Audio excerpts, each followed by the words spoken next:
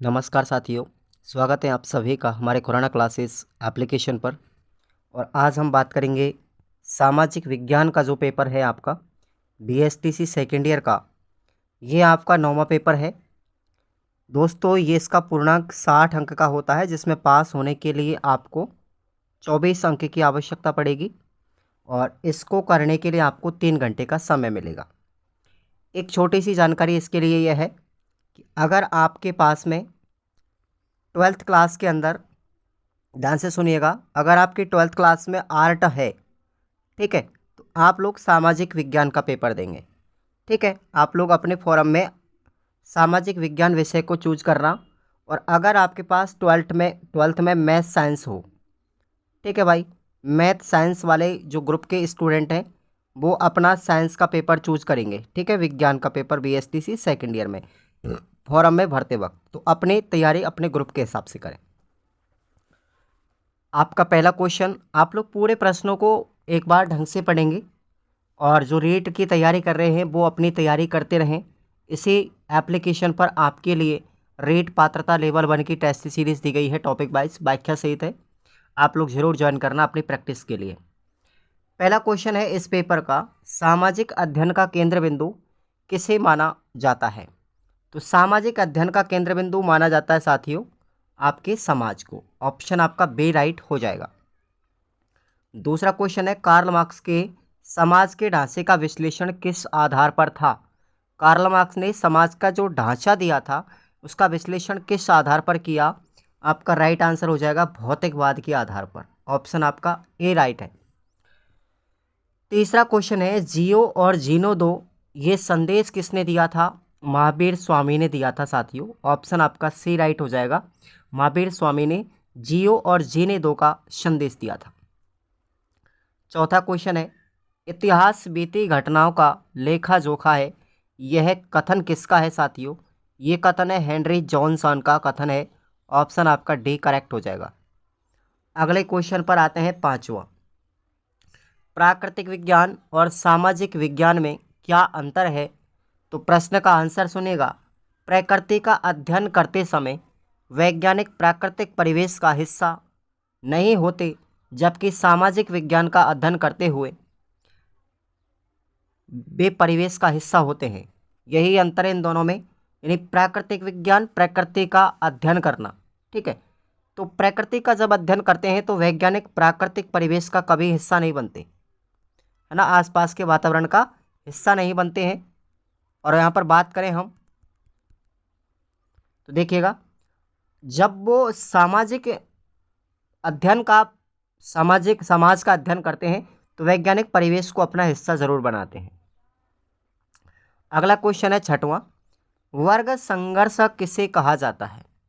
समाज की मूल संरचना व बाहरी संरचना के बीच में अंतर विरोध होता है, तो क्रांति से दोनों संरचनाएं बदल जाती हैं और एक नया स्वरूप स्थापित होता है, तो बदलाव की इस प्रक्रिया को ही वर्ग संघर्ष कहा जाता है। याद रख लेना इसको। अगला क्वेश्चन है सातवां, क्रियात्मक अनुसंधान की दो विशेषताएं लिखिए। ये प्रश्न आपके हर पेपर में मिलता है, जरूर पढ़ के जाएं इसको। तो क्रियात्मक अनुसंधान, इस प्रकार के अनुसंधान में प्राकल्प में लचीलापन होता है, जिसमें आवश्यकता एवं परिस्थिति के अनुसार परिवर्तन किया जा सकता है। दूसरी विशेषता है कि क्षेत्र में कार्य करने के कारण शिक्षक के व्यवहारगत परिवर्तन की अधिक संभावना रहती है, जो विद्यालय एवं छात्र छात्राओं हेतु अधिक उपादेयता रखती है। अगला प्रश्न है आपका आठवां, अमूर्त चिंतन को परिभाषित करते हुए इसकी अवधारणा लिखिए। इसकी अवस्थाएं क्या है इसकी? तो अमूर्त चिंतन से तात्पर्य है कि जो साकार नहीं है, अर्थात जब विचार व चिंतन शक्ति का विकास होता है तो बालक उपकल्पनाओं का निर्माण करते हैं, उन पर तर्क वितर्क करता है और वही अमूर्त चिंतन कहलाता है। अमूर्त चिंतन की 4 मानसिक क्रियाएं हैं, 4 अवस्थाएं हैं। पहली है तादात्म्यकरण, दूसरी है निषेधीकरण, तीसरी है पारस्परिक संबद्धता और चौथी है संबंधीय रूपांतरण। ये चारों मानसिक अवस्थाओं को याद रखना। 9वां क्वेश्चन है पुरातात्विक स्रोतों से क्या तात्पर्य, यानी पुरातात्विक स्रोत किसे कहते हैं। पुरातात्विक स्रोतों के अंतर्गत अभिलेख, सिक्के, स्मारक और भवन, मंदिर, मूर्तियां, चित्रकला आदि आती है। जिनके आधार पर हम प्राचीन इतिहास का अध्ययन करते हैं वो सभी पुरातात्विक स्रोत कहलाते हैं। 9वां क्वेश्चन है नवनिश्चयवाद से क्या तात्पर्य है, यानी नवनिश्चयवाद किसे कहते हैं। नवनिश्चयवाद को आधुनिक निश्चयवाद भी कहा जाता है। यह निश्चयवाद तथा संभववाद की चरम सीमाओं के बीच की अवधारणा है। इसको रुको और जाओ निश्चयवाद भी कहते हैं। तो ये इसके 2-3 नाम याद रखना। 11वां प्रश्न है अंतर्राष्ट्रीय सद्भावना के विकास की आवश्यकता क्यों है। विश्व 2 महायुद्धों के विनाश से गुजर चुका है। तीसरा महायुद्ध ना हो इसके लिए प्रयासरत है कि जो अंतर्राष्ट्रीय सद्भावना द्वारा ही संभव है, यानी कि तीसरा विश्व युद्ध बिल्कुल ना हो इसके लिए एक अंतर्राष्ट्रीय सद्भावना जरूरी है, क्योंकि इसमें पारस्परिक सहयोग, विश्व नागरिकता एवं विश्व शांति की स्थापना होती है। दैनिक पाठ्य योजना के 2 लाभ देखिए। दैनिक पाठ्य योजना छात्रों में पाठ के प्रति रुचि उत्पन्न करती है और दैनिक पाठ्य योजना के द्वारा शिक्षक पाठ के उद्देश्यों को ठीक प्रकार से समझ लेता है। तो ये दैनिक पाठ्य योजना के 2 लाभ बताइए। 13वां क्वेश्चन है जाति और वर्ग में क्या अंतर है। तो जाति एक सामाजिक संरचना है, तो वर्ग आर्थिक, सामाजिक और राजनीतिक दृष्टिकोण से जुड़ा हुआ है, यही इसका सीधा अंतर है। 14वां प्रश्न है वस्तुनिष्ठता से क्या तात्पर्य। क्या सामाजिक अध्ययन में या सामाजिक विज्ञान में वस्तुनिष्ठता का होना आवश्यक है, स्पष्ट कीजिए। तो इसका उत्तर सुनिएगा। सामाजिक विज्ञान समाज को समझने के लिए उन सिद्धांतों तथा पद्धतियों का प्रयोग करते हैं जिनका प्रयोग प्राकृतिक विज्ञान में किया जाता है, क्योंकि दोनों के परिवेश अलग अलग हैं। इनकी अध्ययन सामग्री भी अलग अलग होती है। यदि प्राकृतिक विज्ञान प्रकृति के रहस्यों का पता लगाते हैं तो सामाजिक विज्ञान समाज व व्यक्तियों के रिश्तों को समझने का प्रयास करते हैं। यहाँ वस्तुनिष्ठता से हमारा तात्पर्य है कि समाज विज्ञानों में जो कुछ भी समझा जाए या समझने का प्रयास किया जाए तो उसमें समाज वैज्ञानिक अपने व्यक्तिगत मूल्यों और उसके प्रति स्वपक्षीय आधार पर चर्चा नहीं करें। प्राय सामाजिक विद्वानों और वैज्ञानिकों के संबंध में यह कहा जाता है कि समाज के संदर्भ में या संबंध में चर्चा करते समय वे निरपेक्ष नहीं होते। अथवा में आपको प्रश्न याद रखना है सामाजिक विज्ञान शिक्षण के उद्देश्य बताइए। क्या समाज का अध्ययन वैज्ञानिक हो सकता है, स्पष्ट कीजिए। ये प्रश्न आपको पढ़ना है। अगला हमारा प्रश्न है एनसीएफ 2005 का निर्माण क्यों किया गया। तो देखेंगे आंसर। स्वतंत्रता के बाद जब देश संप्रभु स्थिति में आया तो शिक्षा के क्षेत्र में नवीन समीकरण पैदा हुए, नए दृष्टिकोण का उदय हुआ, जिसमें यह विचार हुआ कि देश में शिक्षा प्रणाली का स्वरूप कैसा हो, क्या हो। राष्ट्रीय व अंतर्राष्ट्रीय सद्भावना का विकास, अच्छे नागरिकों के गुण आदि संस्कारों के विकास की बात को पूरा करने के लिए या विकास के उद्देश्य को पूरा करने के लिए एनसीएफ 2005 का निर्माण किया गया। ठीक है भाई।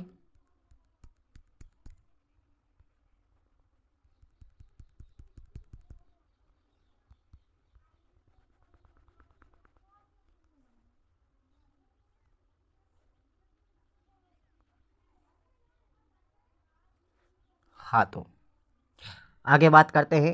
इन उद्देश्यों को प्राप्ति करने के लिए एक ऐसे विकास की आवश्यकता पड़ी जो समाज एवं इन उद्देश्यों से जुड़ा हो। अथवा में आपका प्रश्न है प्रोफेसर यशपाल समिति ने पाठ्यपुस्तक निर्माण की संस्कृति में किन परिवर्तनों की सिफारिश की और इसके क्या क्या लाभ हैं। ठीक है भाई। अगला प्रश्न है आपका 16वां। हमारे संविधान में धर्मनिरपेक्षता की अवधारणा को क्यों सम्मिलित किया गया। तो हमारा देश धार्मिक बहुलता वाला देश है। सभी धर्मों की उपासना और पूजा के तरीके अलग अलग हैं, इसलिए संविधान में धर्मनिरपेक्षता की अवधारणा को शामिल किया गया। भारत के इतिहास में एक ऐसा समय रहा है जब सांप्रदायिकता ने समाज पर प्रभाव डाला। अभी भी समय पर देश के कुछ भागों में सांप्रदायिक तनाव देखने को मिलता है। इसलिए संविधान के उद्देश्यों में धर्मनिरपेक्षता शब्द की व्याख्या की गई। अथवा में आपका प्रश्न है, पंथ निरपेक्षता से आप क्या समझते हैं, वर्णन करो। ये प्रश्न आपको पढ़ना है। 17वां क्वेश्चन है, इतिहास में साक्ष्यों की क्या भूमिका है। ये साक्ष्य कौन कौन से हैं। तो सामाजिक विज्ञान के अंतर्गत विभिन्न विषयों को समाहित करके पढ़ाया जाता है। इसमें एक महत्वपूर्ण विषय है इतिहास। इतिहास एक वैज्ञानिक विषय है और यह विषय अपने तथ्यों के प्रमाण पर आधारित तर्क प्रस्तुत करता है। इतिहास विषय में साक्ष्यों का काफ़ी महत्व है। इतिहास में साक्ष्य किसी भी विषय के प्रमाण को जानने, समझने व उनको प्रमाणित करने पर खरा उतरने हेतु काम में लाए जाते हैं। साक्ष्यों को एकत्रित कर उन पर चर्चा की जाती है। इतिहास विषय में अतीत के कई साक्ष्य बिखरे पड़े हैं।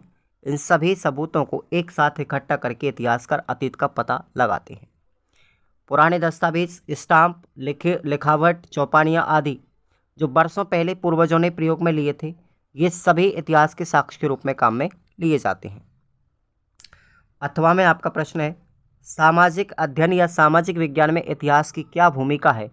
ये प्रश्न आपको याद करना है। नेक्स्ट क्वेश्चन है 18वां, सुनामी किसे कहते हैं, इसके प्रभाव बताइए।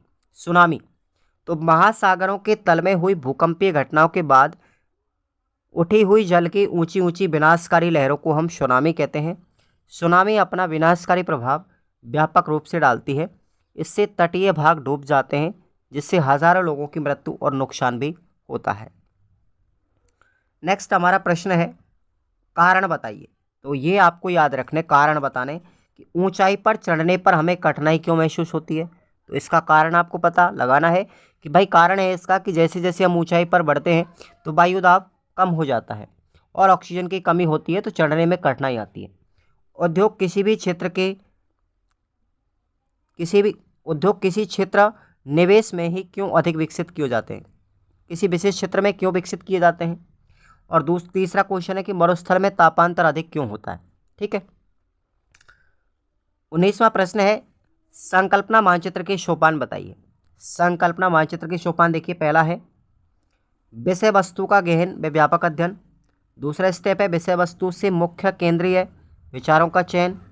तीसरा है मुख्य संप्रत्यों के अतिरिक्त उपलब्ध विशिष्ट तथ्यों तथा आदि का चयन। मुख्य संप्रत्यों व विशिष्ट तथ्यों को पदानुक्रमित करना। और पांचवा है संबंधित संप्रत्यय को आसपास तीर द्वारा लिखना।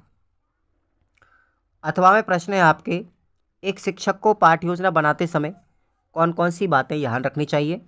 एक प्रश्न तो यह है, और दूसरा है औपनिवेशिक काल से आपका क्या तात्पर्य है, समझाइए। तो दोनों ही प्रश्न आपको रट के जाने हैं, ध्यान रखेंगे। प्रश्न हमारा 20वां है, समस्या समाधान विधि क्या है, इसके गुण और दोष लिखिए।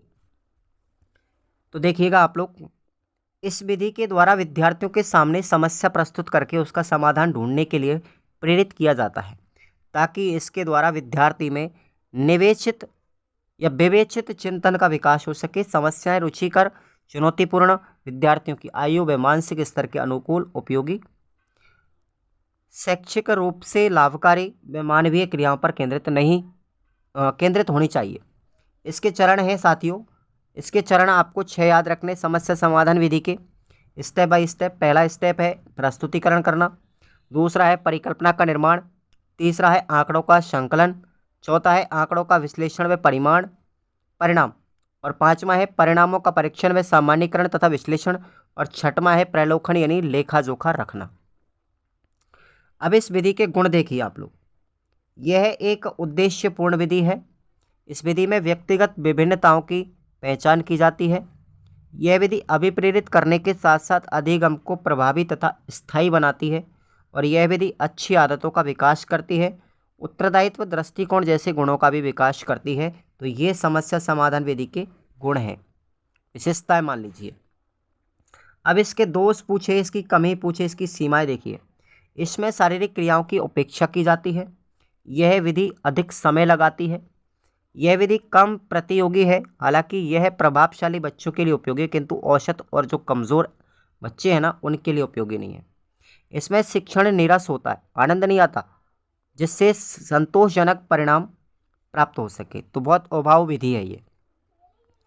प्रश्न है आपका अगला, इकाई शिक्षण विधि के गुण और दोष। एक विधि ये पढ़ के जानी है, प्रश्नोत्तर विधि को समझाकर उसमें प्रयोग की जाने वाले प्रश्नों की विशेषता। एक प्रश्न आपका ये है, ये दोनों याद करने भाई, अच्छे से याद करना। आगे बढ़ते हैं हमारे 21वें प्रश्न पर। दृष्टिकोण से क्या अभिप्राय है, कितने प्रकार का होता है। समाज के संबंध में जब विचार करना प्रारंभ करते हैं तो उसके संगठन की समझ, और दूसरे शब्दों में बात करें कि समाज कैसे संचालित होता है, इसको समझना बहुत आवश्यक है। यदि समाज संगठित नहीं होगा तो उसमें अराजकता, नियमहीनता और अवनति फैल जाएगी। इसलिए समाज अपने संगठन के लिए अवस्थाओं को रचता है। इसलिए समाज मूल्यों, मानकों और औपचारिक कानूनों की व्यवस्था भी करता है। अगर मैं बात करूं समाज का क्रम, तो देखिए सबसे बड़ी चीज़ होती है समाज। समाज में होता है एक समुदाय, समुदाय में होता है एक परिवार, और परिवार में रहते हैं हम सभी व्यक्ति। तो ये क्या है, इसका डायग्राम आपको याद रखना। समाज के सभी पक्षों को सामाजिक आदर्शों के साथ जोड़ा जा सकता है। सामाजिक आदर्श से हमारा अभिप्राय देखिए उन मान्यताओं से है जो समाज के सदस्य स्थापित करते हैं और आशा करते हैं कि उन्होंने स्थापित किया है और उनकी पालना की है और उनकी पालना भी होगी। दृष्टिकोण से हमारा तात्पर्य, अभिप्राय किसी व्यक्ति समूह की उस धारणा से है जिसमें विश्वास रखता है और ये मान्यता है कि जो भी जीवन जीने का तरीका या व्यवहार है उसको किस प्रकार से देखा जाए। यह एक नज़रिया है, दृष्टिकोण है, जो व्यक्ति को स्वयं के विचार, विचारधारा और समाज द्वारा उत्पन्न दृष्टिकोण की बहुलता है। मनुष्य में दृष्टिकोण सदैव एकता वाले होने चाहिए। दृष्टिकोण में विभिन्नता समाज में अराजकता और वैमनस्य को फैलाती है। दृष्टिकोण के प्राय दो पक्षों देखने को मिलते हैं। पहला होता है पॉजिटिव और दूसरा होता है नेगेटिव नज़रिया। जब सकारात्मक स्थिति होती है तो वह समाज और राष्ट्र के कल्याण को बढ़ावा देती है। जब नकारात्मक दृष्टिकोण होगा तो समाज में विघटनकारी स्थिति होगी और बड़ी खतरनाक स्थिति पैदा हो सकती है। ठीक है। 8वां प्रश्न है, कार्ल मार्क्स के सामाजिक ढांचे की सामाजिक प्रक्रिया का उल्लेख करें और बताइए कि उन्होंने अंत में किस प्रकार के समाज की कल्पना की थी। पढ़ के जाना है इसको आप लोग। और प्रश्न है आपका 22वां,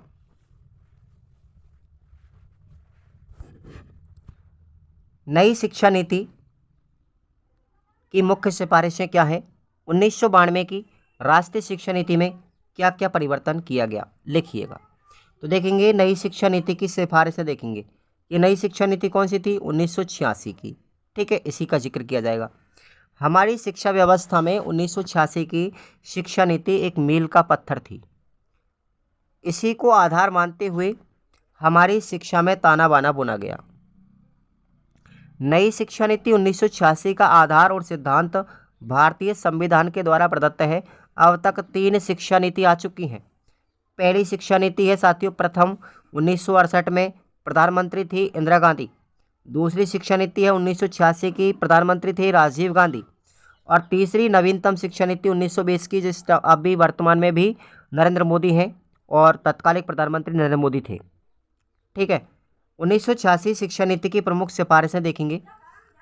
व्यक्ति का शारीरिक और बौद्धिक तथा सांस्कृतिक विकास करना, वैज्ञानिक मनस्थिति का आविर्भाव करना, भौतिक, सामाजिक, तकनीकी और आर्थिक परिवेश के प्रति जागरूकता पैदा करना, श्रम के प्रति निष्ठा रखना, धर्मनिरपेक्षता, सामाजिक न्याय के प्रति आस्था बनाए रखना और अंतर्राष्ट्रीय सद्भावना तथा एकता का विकास करना। ये 1986 शिक्षा नीति की सिफारिशें थी। अब राष्ट्रीय शिक्षा नीति 1992 में परिवर्तन देखिए। राष्ट्रीय शिक्षा नीति 1986 में संशोधन करके आंध्र प्रदेश के तत्कालिक मुख्यमंत्री डॉक्टर जनार्दन रेड्डी की अध्यक्षता में इसे 1992 में पुनः प्रस्तुतिकृत किया गया, जिसमें निम्न परिवर्तन हुए। क्या परिवर्तन हुए कि कर्म के प्रति स्वस्थ दृष्टिकोण का विकास, आर्थिक विकास में योगदान हेतु मानवीय शक्ति उपलब्ध करवाने का प्रयास, मानवीयता एवं मिश्रित संस्कृति के प्रति मूल्यों का विकास, प्रतिभाशाली बालकों को उनकी योग्यता अनुसार आगे बढ़ाने में सहायक। अब आपका प्रश्न है अथवा में माध्यमिक शिक्षा आयोग ये की स्थापना हुई थी 1952-53 में। तो एक तो माध्यमिक शिक्षा आयोग, दूसरा है विश्वविद्यालय आयोग, इसकी स्थापना 1948 में हुई थी, ध्यान रखना। तो इनकी सिफारिशें कौन कौन सी थी आपको संक्षेप में वर्णन करना है। आपका अंतिम प्रश्न है सतत एवं व्यापक मूल्यांकन की अवधारणा को स्पष्ट कीजिए। ये प्रश्न तो आपको हर पेपर में मिलेगा। शिक्षा का उद्देश्य बालक का सर्वांगीण विकास करना है। जब सीखना एक सतत प्रक्रिया है तो मूल्यांकन भी सतत होना चाहिए। उसके ज्ञानात्मक तथा व्यवहारात्मक पक्षों में संतुलन बनाना चाहिए। अब तक हम ज्ञानात्मक पक्ष पर ध्यान देते आए हैं। जब तक हम बालक के व्यावहारिक पक्ष को मजबूत नहीं करेंगे तब तक शिक्षा के मूल उद्देश्य को हम प्राप्त नहीं कर पाएंगे। इन सब बातों पर गहन विचार विमर्श करने के बाद हमारे शिक्षाविदों ने राष्ट्रीय शिक्षा नीति 1986 को संशोधित करके 1992 में एक प्रस्ताव दिया, ठीक है, और राष्ट्रीय पाठ्यचर्या रूपरेखा LCF 2005 को मूल्यांकन की अवधारणा को प्रस्तुत किया गया। RT एक्ट 2009 में इस बात पर भी विशेष जोर दिया गया है कि बालक की सीखने की क्षमता अन्य क्षेत्रों में उसकी योग्यता का सतत एवं व्यापक मूल्यांकन होना चाहिए। सतत के साथ साथ मूल्यांकन को व्यापक भी होना चाहिए। व्यापक मूल्यांकन में पाठ्यचर्यात्मक व पाठ्यसहगामी दोनों ही क्षेत्र शामिल है। यह स्वाभाविक है कि पाठ्यचर्यात्मक एवं पठन सहगामी क्षेत्र के लिए मूल्यांकन के लिए परीक्षा से अतिरिक्त भी विधि अपनानी होगी। विधियों की व्यापकता भी सतत और मूल्यांकन में समाहित। सतत एवं व्यापक मूल्यांकन विद्यार्थियों के अभिवृद्धि और विकास के दो पहलू कौन कौन से हैं? पाठ्यचर्यात्मकता और पाठ्यसहगामी क्रिया आदि का आकलन करता है। अब इनके लक्ष्य कौन कौन से साथियों? पहला लक्ष्य ज्ञान बढ़ाना, दूसरा है बोध, तीसरा प्रयोग, चौथा विश्लेषण, पांचवा मूल्यांकन और छठवां सृजनात्मकता। अब मैं आपको दो प्रश्न और बता रहा हूँ। मूल्यांकन कैसे किया जाता है और ये कितने तरीकों से होता है, इसके विभिन्न तरीके बताने। एक प्रश्न तो ये याद करके जाना है। दूसरा है सामाजिक और राजनीतिक जीवन के शिक्षण का परिचय देते हुए विद्यालयों में सामाजिक विज्ञान क्यों पढ़ाया जाता है, इसकी विशेषता भी लिखिए। एक प्रश्न आपका ये है निबंधात्मक, तो इन दोनों को और पढ़ के जाना है आपके लिए। और ये आपका सामाजिक विज्ञान का पहला मौखिक पेपर है, यानी कि पहला मॉडल पेपर गेस्ट पेपर है। ये सभी जरूर पढ़ के जाए। और रेट पात्रता की जो टेस्ट सीरीज़ आपको इसी एप्लीकेशन में दी गई है, टेस्ट सीरीज़ के फोल्डर में, उसको आप लोग 151 रुपये वाली उसको आप ज़रूर ज्वाइन करें। आपको बहुत ही ज़्यादा बेनिफिट होगा उससे। Thank you so much. नमस्कार साथियों, स्वागत है आप सभी का हमारे खुराना क्लासेस एप्लीकेशन पर। और दोस्तों, आप सभी के लिए आज का ये अंतिम प्रश्न पत्र है 9वां सामाजिक विज्ञान, और इसका भी ये तीसरा मॉडल पेपर है। तो ये प्रश्न पत्र आपका 60 अंकों का होता है। इसमें पास होने के लिए आपको 24 अंक की आवश्यकता होगी। समय सीमा आपको 3 घंटे की मिलेगी करने के लिए। और एक बात इंपॉर्टेंट आप लोग ध्यान रखें, जो विद्यार्थी रेट की तैयारी कर रहे हैं अब इसके बाद में आपको पात्रता के लिए जो टेस्ट सीरीज़ है रेट लेवल 1 की, ठीक है साथियों, टॉपिक वाइज है, ऑल सब्जेक्ट की आपकी 5 सब्जेक्ट आपको इसमें मिलेंगी टॉपिक वाइज। तो उस MCQ बैच को आप लोग ज़रूर ज्वाइन करेंगे। इसी एप्लीकेशन में आपके लिए बैच दिया गया है। और एक बार डेमो देख करके तब ज्वाइन करें, ऐसी कोई बात नहीं कि आप ज़बरदस्ती आप लोग आराम से तसल्ली के साथ डेमो दें 1-2 टेस्ट के, उसके बाद अच्छा पसंद आए तो ज़रूर ज्वाइन करेंगे। पहला क्वेश्चन आप लोगों के लिए है, सामाजिक अध्ययन को सबसे पहले विद्यालय पाठ्यक्रम में शामिल कहाँ पर किया गया था, किस देश में किया गया था? तो आपका राइट आंसर होगा अमेरिका के अंदर।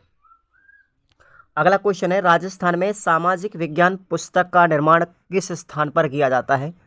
तो साथियों वो किया जाता है उदयपुर के अंदर। कहाँ पर? उदयपुर में। नेक्स्ट क्वेश्चन है, इतिहास के जनक किसे कहा जाता है? इतिहास के पिता कौन कहलाते हैं?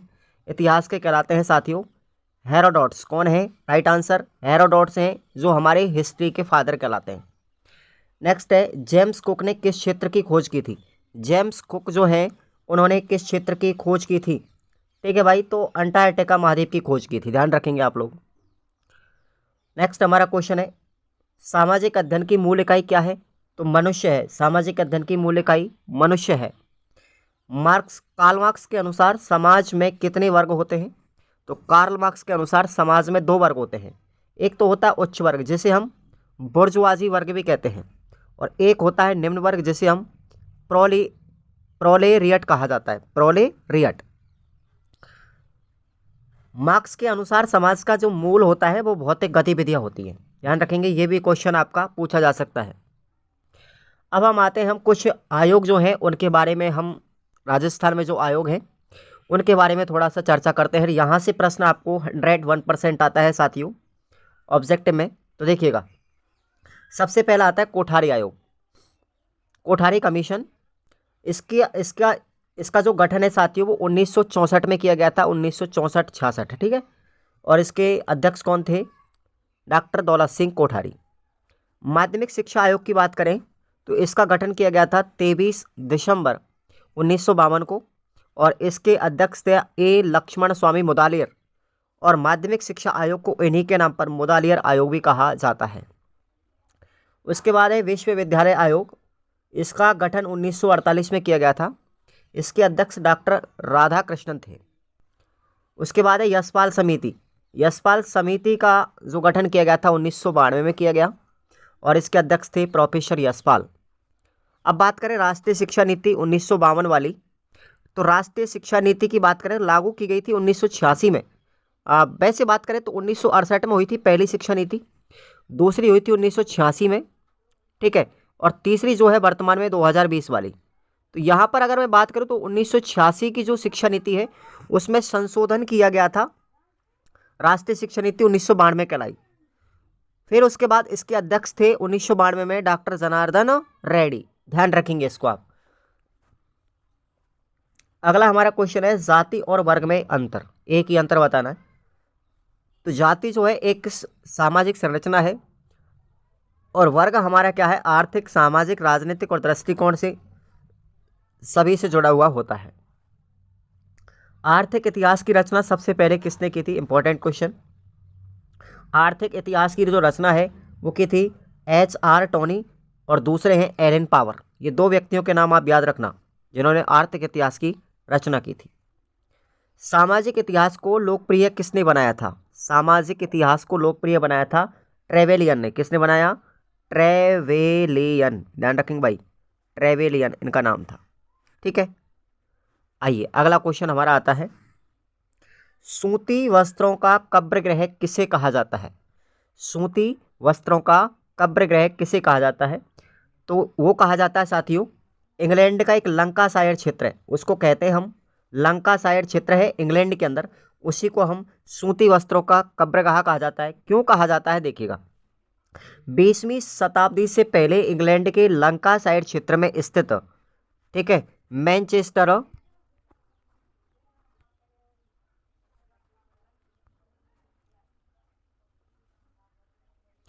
एक सेकेंड, 20वीं शताब्दी के पहले इंग्लैंड के लंकाशायर क्षेत्र में स्थित मैनचेस्टर विश्व का सूती वस्त्र निर्माण करने का सबसे बड़ा केंद्र था। किंतु 20वीं शताब्दी में धीरे धीरे उपनिवेशों के समाप्त होने से कपास का आयात बंद हो गया, जिससे यहाँ का ये उद्योग धीरे धीरे समाप्त होने लगा, कम होने लगा, और वर्तमान में इसी क्षेत्र को क्या कहा जाता है? सूती वस्त्रों का कब्रगाह कहा जाता है। यहाँ पर ये लंकाशायर क्षेत्र है, अगर ऑब्जेक्ट में पूछा जाए तो। अगला क्वेश्चन है, आदर्शवादी विचारधारा के गुण और दोष क्या हैं? तो आदर्शवादी जो विचारधारा है उसके 2 गुण और 2 दोष मैं आपको बता रहा हूँ। गुण है इसका कि बालकों में उच्च चरित्र का निर्माण करना और शिक्षा के उद्देश्यों का निर्धारण करना, ये तो इसके गुण हैं। और अगर दोष की बात करें, कमी क्या है? तो आध्यात्मिक उद्देश्यों से प्रभावित हो जाती है, और इसमें कोई भी शिक्षण विधि का प्रयोग नहीं किया जाता है। नेक्स्ट है, प्रक्षेपी साधन कौन कौन से हैं? तो प्रक्षेपी साधन है हमारे एडियास्कोप, ओवरहेड प्रोजेक्टर, LCD प्रोजेक्टर और स्लाइड प्रोजेक्टर, ये हमारे प्रक्षेपी साधन हैं। नेक्स्ट है हमारा योजना विधि के गुण और दोष। तो योजना विधि के गुण देखेंगे पहले, विद्यार्थी में समझने में ये सहायक होती है, विद्यार्थी को हर तरीके से समझाने में सहायक है। यह एक मनोवैज्ञानिक विधि है, यह है मितव्ययी मतलब अधिक खर्चीली व लोकतांत्रिक विधि है। इस विधि में रटने के लिए कोई स्थान नहीं होता, ये खोजी प्रवृत्ति को जन्म देती है। अगर मैं दोष की बात करूं तो इस विधि में ज्ञान अव्यवस्थित होता है। यह विधि अत्यधिक खर्चीली है और इसमें पाठ्य पुस्तकों का अभाव रहता है। अथवा में आपका प्रश्न है साथियों, प्रश्न निर्माण में क्या क्या सावधानियां रखनी चाहिए। तो प्रश्न के निर्माण में प्रश्न को लिखते वक्त प्रश्न स्पष्ट होना चाहिए, ठीक है, अस्पष्ट नहीं हो, मिश्रित भी नहीं हो। प्रश्न एक से अधिक उत्तरों वाला नहीं हो, प्रश्न हो या फिर ना के हो, ठीक है, ये बात ध्यान रखें। प्रश्न 2 या एक इससे अधिक होना नहीं चाहिए।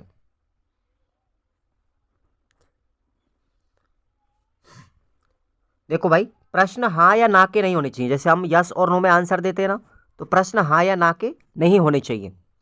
प्रश्न अधूरा नहीं होना चाहिए। गलत भाषा और सूचना वाले प्रश्न बिल्कुल नहीं बनाएं। सद्भावना बिगाड़ने वाले प्रश्न भी नहीं होने चाहिए। तो ये प्रश्न निर्माण में सावधानी रखनी चाहिए। अगला हमारा क्वेश्चन है 15, स्थानीय संसाधन क्या है और ये कितने प्रकार के होते हैं। तो स्थानीय संसाधन, हम जिस परिवेश में रहते हैं वही परिवेश सीखने की प्रक्रिया में हमारा प्रारंभिक मार्गदर्शन करता है। हमारे आसपास कई ऐसे स्थान, संसाधन व स्रोत हैं जो हमें विभिन्न क्षेत्रों और विषयों की जानकारी प्रदान करते हैं। स्थानीय संसाधन मुख्य रूप से 3 प्रकार के होते हैं। पहला है हमारा भौगोलिक तथ्य या किसी घटना के आधार पर संसाधन, जैसे पहाड़ियाँ, फैक्ट्री, अजायबघर, ये सब क्या है, भौतिक तथ्य पर आधारित। उसके बाद सामाजिक संस्थाएं भी होती है, इसमें परिवार, न्यायालय, संघ, क्लब, समुदाय आदि। और संस्कृति के आधार पर बात करें तो रीति रिवाज, परंपराएं, दृष्टिकोण, नियम आदि, ये सब आते हैं संस्कृति पर आधारित संसाधनों में। नेक्स्ट है हमारा अथवा में क्वेश्चन, स्थानीय संसाधनों का महत्व क्या है और उनकी उपयोगिता क्या है। तो ये प्रश्न आपको यूनिट नंबर 3 में मिलेगा साथियों, जरूर पढ़ के जाएंगे आप लोग। 16 नंबर क्वेश्चन है, पुरातात्विक स्रोत क्या है, इनकी क्या उपयोगिता है। पुरातात्विक जो साक्ष्य हैं या स्रोत हैं वो सबूत होते हैं जिनके अंतर्गत पुरानी बसावटों को खोद करके उसके अंदर से पुराने वर्षों की मूर्तियां जैसे खिलौने, मृदभांड, मिट्टी के बर्तन, स्नानागार, भवन निर्माण, पत्थर के औजार, ताम्रपत्र, शिलालेख आदि निकाले जाते हैं। खुदाई से प्राप्त साक्ष्यों के आधार पर उस काल की घटनाओं के बारे में हमें जानकारी मिलती है, जैसे प्राचीन समय में लोग कैसे रहते थे, उनका जीवन यापन कैसा था। ऐसी बहुत सारी जानकारियों का पता लगता है, किनके द्वारा, पुरातात्विक स्रोतों के द्वारा। अथवा में हमारा क्वेश्चन है, सामाजिक संरचना के भारतीय दृष्टिकोण की व्याख्या कीजिएगा। तो ये प्रश्न यूनिट नंबर 2 का है, जरूर आप लोग पढ़ के जाएंगे। नेक्स्ट क्वेश्चन है नंबर 17, रुको और जाओ निश्चयवाद। साथियों, इसको रुको और जाओ निश्चयवाद भी कहेंगे, इसी का दूसरा नाम है नवनिश्चयवाद। तो इससे आप क्या समझते हैं, स्पष्ट कीजिए। तो ग्रिफिथ टेलर साहब थे, इन्होंने ये दिया था। नवनिश्चयवाद के जनक कौन है, ग्रिफिथ टेलर। ध्यान रखना, प्रश्न ये भी पूछा जा सकता है कि नवनिश्चयवाद के जनक कौन है, ग्रिफिथ टेलर। ग्रिफिथ टेलर ने अपने निश्चयवाद को वैज्ञानिक निश्चयवाद या फिर इसे रुको और जाओ निश्चयवाद कहा। यह पुराने निश्चयवाद से बिल्कुल अलग था। इसमें मानवीय चयन के महत्व को उचित स्थान दिया गया है। ग्रिफिथ टेलर ने इस बात पर बल दिया कि वातावरण के द्वारा किए जाने वाले प्रमुख नियंत्रण की उपेक्षा की जा सकती है। टेलर के अनुसार मानव प्रकृति के नियमों का पालन बुद्धिमानी से ही करता है। ये को आपको याद रखना। अथवा में आपका क्वेश्चन है, यूरोप में जो औद्योगिक क्रांति हुई थी उसका विकास कैसे हुआ था और क्यों हुआ था। ध्यान रखेंगे, यूरोप में जो औद्योगिक क्रांति हुई वो कैसे हुई और क्यों हुई, इसका उल्लेख आपको यूनिट नंबर 6 में मिलेगा, जरूर पढ़ के जाएंगे आप लोग। अगला हमारा क्वेश्चन है नंबर 18, लोकतंत्र निर्माण के प्रमुख चरणों की व्याख्या कीजिए। लोकतंत्र का निर्माण किन चरणों पर होता है। तो लोकतंत्र के निर्माण में 4 चरण महत्वपूर्ण है, याद रखेंगे।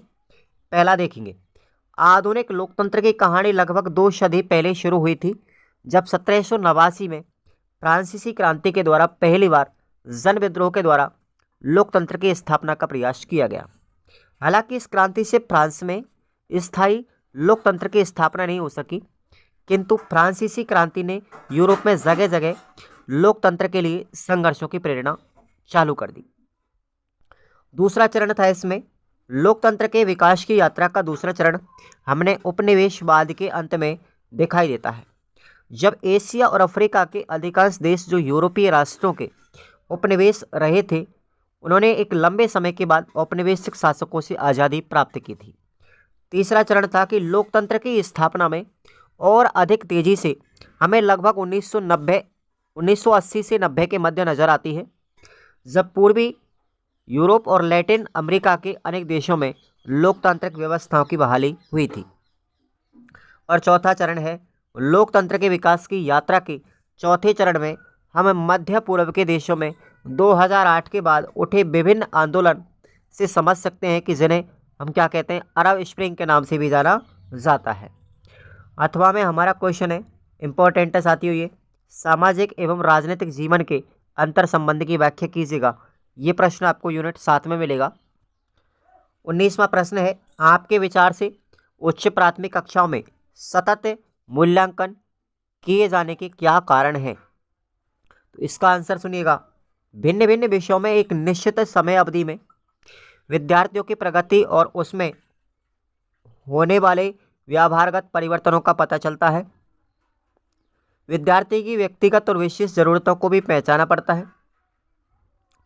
अधिक उपयुक्त तरीकों के आधार पर अध्यापन और सीखने की स्थितियों की योजना बनाई जाती है। विद्यार्थियों की विशेष रुचि के क्षेत्र के प्रति समझ बनाने और उसे महसूस करने में विद्यार्थियों की मदद करना। ठीक है, विद्यार्थियों को कुछ उपलब्धि प्राप्त कर पाने की भावना के विकास के लिए प्रोत्साहित करना और कक्षा में सीखने सिखाने की प्रक्रिया को बेहतर बनाना। अथवा में हमारा क्वेश्चन है, सामाजिक विज्ञान विषय के अधिगम उद्देश्य के आकलन सूचकों का वर्णन कीजिएगा। तो ये प्रश्न आपको यूनिट नंबर 7 में मिलेगा साथियों, जरूर पढ़ के जाएंगे। अब आते हैं हमारे हम निबंधात्मक प्रश्नों पर। सतत व्यापक मूल्यांकन की प्रक्रिया और उसके साधनों की व्याख्या कीजिएगा। तो देखेंगे साधन कौन कौन से हैं। प्रश्न की बात करेंगे। सबसे पहला साधन प्रश्न है, विद्यार्थियों का मूल्यांकन उससे प्रश्न पूछकर और उसके सामने समस्या रख करके किया जाता है। ध्यान रखें, प्रश्न उद्देश्य पर आधारित होने चाहिए और उसके पाठ्यक्रम के आधार पर होना चाहिए, बच्चे के आयु स्तर के अनुसार होना चाहिए। दूसरा साधन है प्रेक्षण देखेंगे। विद्यार्थियों के बारे में सूचनाएं प्राकृतिक वातावरण से एकत्रित की जाती है और इसके लिए कुछ विभिन्न क्रियाकलाप जो है प्रेक्षण के दौरान आयोजित किए जाते हैं। जैसे हम बात करें परीक्षण व खोज, पहला कौन सा है इसमें, परीक्षण व खोज। विषय वस्तु व कौशलों का परीक्षण लिखित परीक्षा के द्वारा किया जाना चाहिए। मौखिक परीक्षण व परीक्षाएं शिक्षा प्राप्ति की मूल्यांकन की पद्धति विद्यार्थियों की भागीदारी सुनिश्चित करती है। दूसरी है चेकलिस्ट, एक साधन है जो चेकलिस्ट कई बार पूछा जाता है साथियों एग्जाम में। यह मूल्यांकन का एक त्वरित और सरल तरीका है। यह विद्यार्थी के विशिष्ट व्यवहार, विशिष्ट उद्देश्यों के बारे में विशिष्ट सूचनाएं प्रदान करता है। रेटिंग स्किल देखिए, ठीक है, रेटिंग स्किल, इसका उपयोग विद्यार्थियों के कार्य की गुणवत्ता मापदंडों के आधार पर उनको आंकने के लिए किया जाता है। इसमें विद्यार्थियों के कार्य निष्पादन ज्ञान का साक्ष्य तत्काल रिकॉर्ड पर आधारित होता है। उसके बाद है उपाख्यान रिकॉर्ड, जिसको हम एनेक्डोटल अभिलेख कहते हैं, उपाख्यानक अभिलेख। ये विद्यार्थियों के जीवन की महत्वपूर्ण घटनाओं के प्रेक्षणात्मक वर्णन का रिकॉर्ड होता है। ये विद्यार्थियों के सामाजिक भावनात्मक विकास, पसंद, रुचियां, संबंध आदि को अंकित करने में सहायता करता है। बात करें पोर्टफोलियो की, यह एक अवधि में विद्यार्थियों के कार्य का संग्रह होता है। यह दिन प्रतिदिन का कार्य या विद्यार्थी के सर्वोत्तम कार्यों में चयनित कार्य को हो सकते हैं। पोर्टफोलियो विद्यार्थियों के अधिगम और प्रगति प्रदर्शन को दूसरों के सामने प्रकट करता है। जैसे पोर्टफोलियो में आते हैं हमारे फोटोग्राफ, चित्रात्मक एवं कलात्मक कार्य, श्रव्य दृश्य रिकॉर्डिंग, स्वयं मूल्यांकन प्रपत्र, ठीक है, ये आदेश में आते हैं। अथवा में आपका प्रश्न है, देखेंगे राजकीय विद्यालयों में सतत व्यापक मूल्यांकन कैसे किया जाता है और सतत व्यापक मूल्यांकन में अध्यापक योजना डायरी का क्या महत्व है। तो ये प्रश्न आपको यूनिट नंबर 8 में मिलेगा साथियों।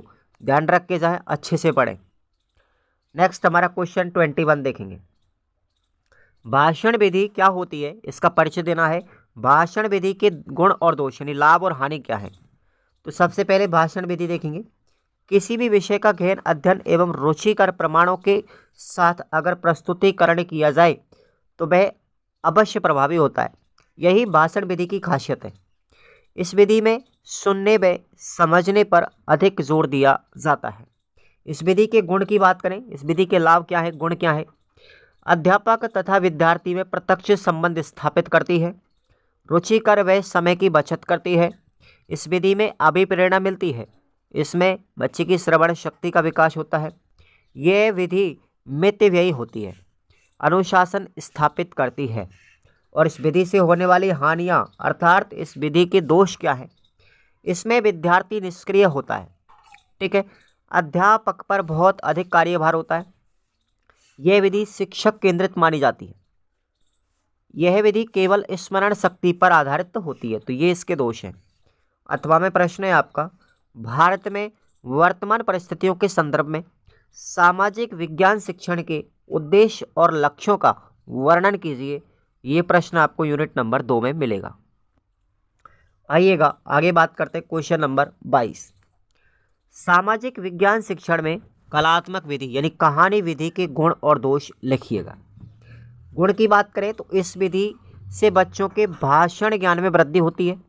इस विधि के माध्यम से मानसिक विकास और कल्पना शक्ति का विकास होता है। इसमें शिक्षण रुचिकर होता है। यह विधि अच्छे गुणों का विकास करती है।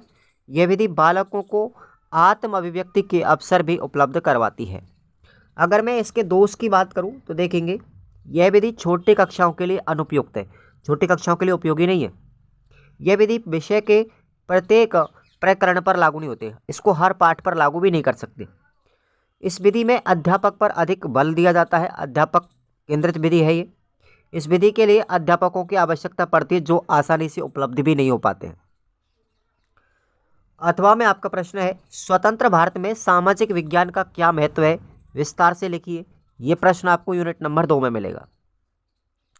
आइएगा प्रश्न नंबर 23 देखेंगे। सामाजिक विज्ञान के संदर्भ में प्रोफेसर यशपाल समिति की सिफारिशें क्या थी, उनका उल्लेख करते हैं। क्या क्या सिफारिशें की थी प्रोफेसर यशपाल समिति ने साथियों।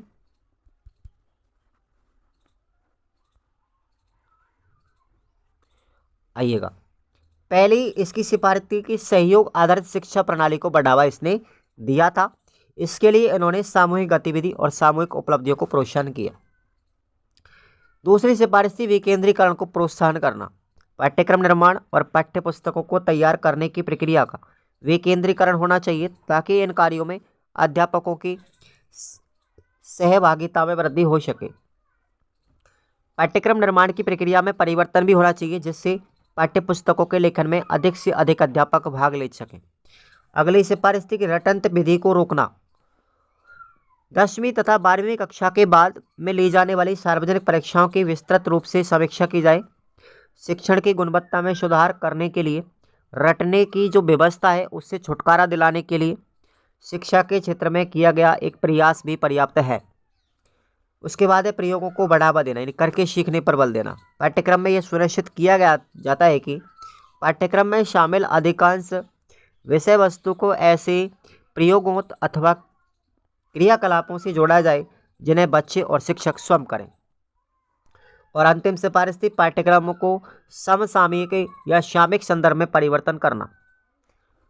इतिहास तथा भूगोल के अलावा 6 से 8वीं तक और 10वीं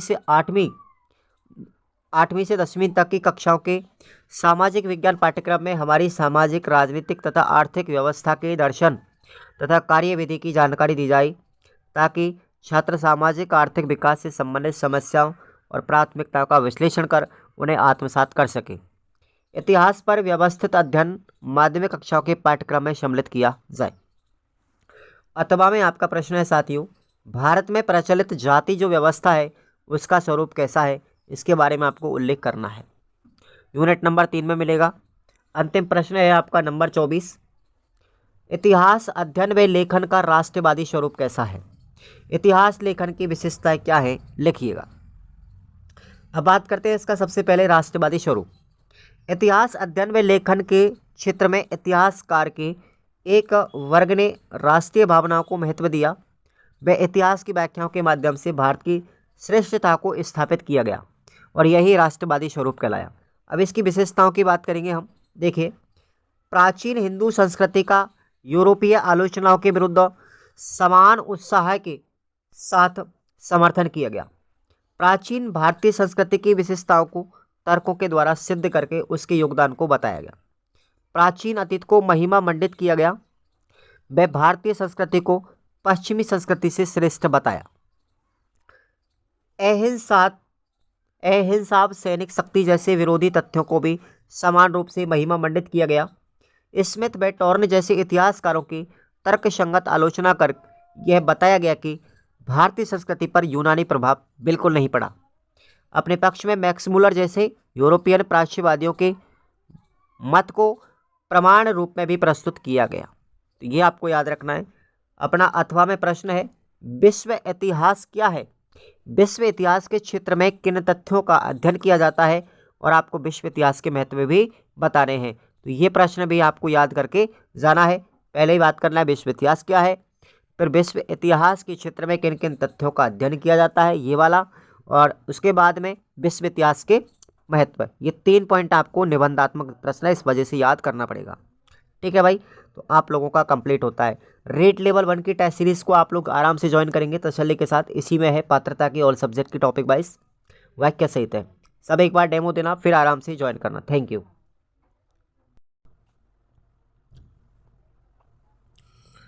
नमस्कार साथियों, स्वागत है आप सभी का हमारे खुराना क्लासेस एप्लीकेशन पर। और आज की क्लास में हम बात करेंगे बीएसटीसी द्वितीय वर्ष का जो आपका 9वां पेपर लगता है सामाजिक विज्ञान का। ये साथियों एक पेपर विज्ञान का भी होता है। तो जिनके पास विज्ञान है 12वीं में मतलब मैथ साइंस है तो वो विज्ञान का पेपर भरेंगे एग्ज़ाम फॉरम में, और जिनके पास आर्ट्स है 12th में वो विद्यार्थी सोशल साइंस भरेंगे। और आज इस पेपर की बात करें तो ये 60 अंकों का पेपर होता है, जिसमें पास होने के लिए आपको 24 नंबर चाहिए और 3 घंटे का समय इसको मिलेगा करने के लिए। चलिए सेकंड मॉडल पेपर बात करते हैं हम सामाजिक विज्ञान का। पहला प्रश्न है, पुनर्जागरण युग का उदय कहाँ पर हुआ था, किस देश में हुआ था? तो आपका राइट आंसर हो जाएगा इटली में। इटली में पुनर्जागरण युग का उदय हुआ था। दूसरा क्वेश्चन है, भारतीय शिक्षा व्यवस्था में मील का पत्थर किसे कहा जाता है? तो ध्यान रखेंगे नई शिक्षा नीति। ध्यान रखेंगे भारतीय शिक्षा व्यवस्था में मील का पत्थर नई शिक्षा नीति को कहा जाता है। कौन सी नई शिक्षा नीति? ध्यान रखना ये 1986 वाली शिक्षा नीति की बात कर रहा है। अब तो वर्तमान में नई शिक्षा नीति कौन सी आ गई? 2020 आ गई, लेकिन 2020 वाले की बात नहीं कर रहा। ये नई शिक्षा नीति 1986 की बात कर रहा है, जिसको मील का पत्थर घोषित किया गया था। समझ में आया? अगला क्वेश्चन है, चोरा चोरी कांड कहाँ पर हुआ? बताइए साथियों, चोरा चोरी कांड 1922 में हुआ था गोरखपुर के अंदर। कहाँ पर हुआ? गोरखपुर के अंदर हुआ था, उत्तर प्रदेश में। गोरखपुर यूपी के अंदर है, ध्यान रखना। अगला क्वेश्चन है, पॉलिटिक्स पुस्तक के राइटर कौन है? पॉलिटिक्स जो पुस्तक है इसके राइटर है अरस्तु। कौन है? अरस्तु साहब। नेक्स्ट 5वां प्रश्न है, सामाजिक विज्ञान में वस्तुनिष्ठता लाने के लिए उपाय बताइए।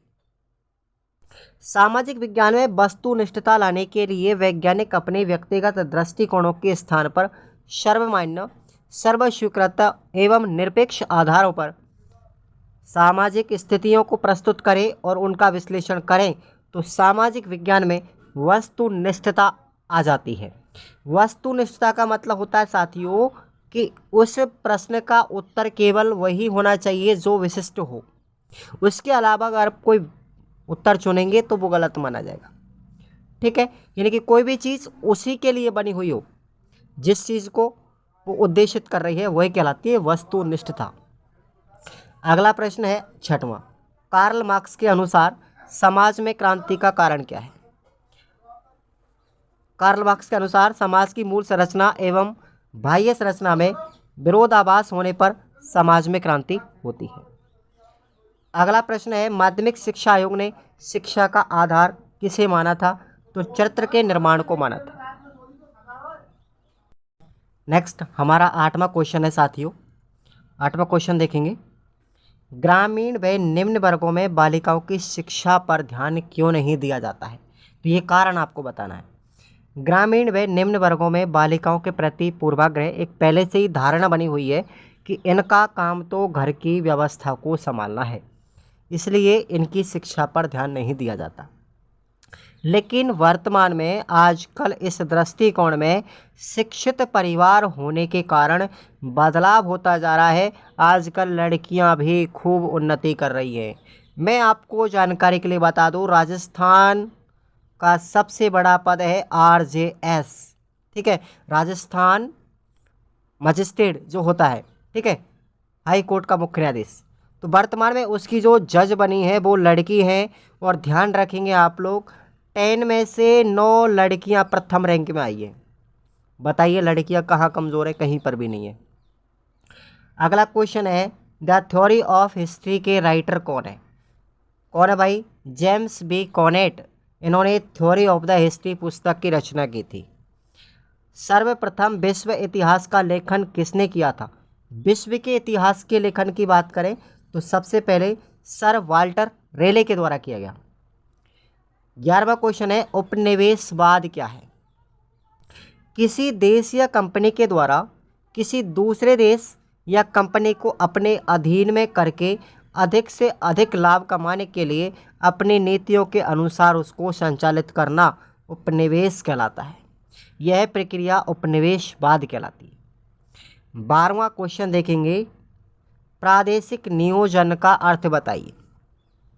किसी प्रदेश के सर्वांगीण विकास के लिए वहां उपलब्ध संसाधनों एवं समस्याओं का आकलन कर पहले से ही नियोजित रूपरेखा के अनुसार विकास करना चाहिए, ताकि पर्यावरण एवं संसाधनों को नुकसान पहुंचाए बिना हम सतत पोषणीय विकास कर सकें।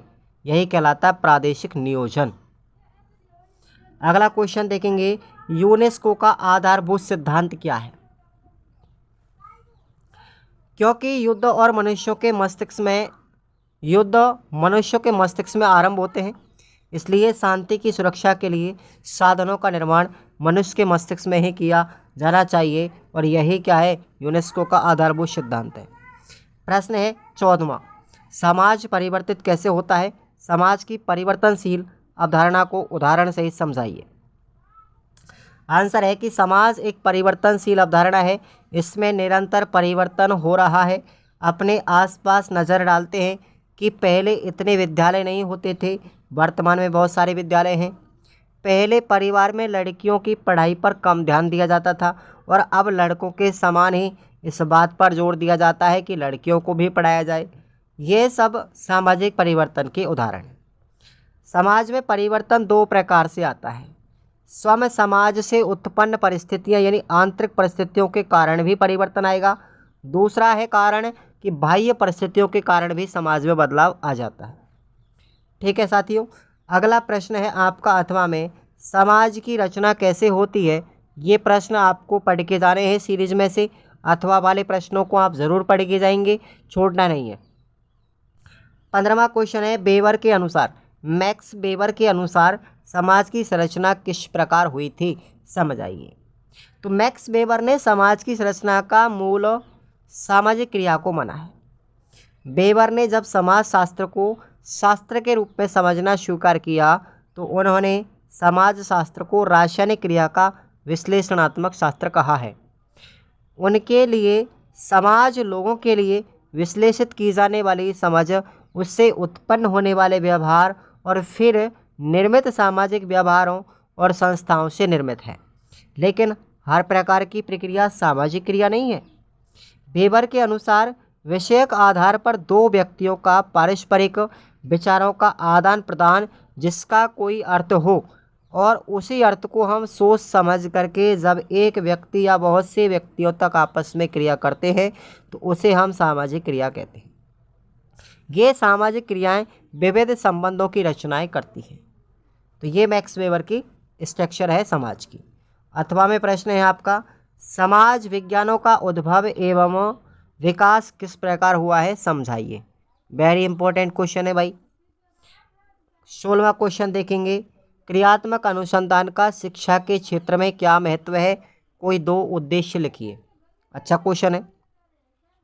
क्रियात्मक अनुसंधान का सर्वाधिक उपयोग शिक्षण की युक्तियाँ, रचना कौशलों एवं अधिगम शिक्षण अधिगम की प्रक्रिया एवं प्रबंध व्यवस्थाओं को प्रभाविता को बढ़ाने के लिए किया जाता है। शिक्षण की तकनीकी का विकास विस्तार होता है तथा अधिगम लक्ष्यों को प्राप्त करने में मितव्ययी तरीके का पता चलता है। शिक्षण व्यवहार में क्रियात्मक अनुसंधान उपयोगी सिद्ध हुआ है। अब क्रियात्मक अनुसंधान के उद्देश्य देखिए। क्रियात्मक अनुसंधान से छात्रों के अधिगम स्तर में वृद्धि होती है, विद्यालय शिक्षकों का कार्यकौशल बढ़ता है और विद्यालय की कार्यप्रणाली में भी सुधार और विकास होता है। अथवा में प्रश्न है, क्रियात्मक अनुसंधान में ध्यान रखने योग्य बातें कौन सी हैं, उल्लेख कीजिएगा। जरूर पढ़ के जाना है साथियों।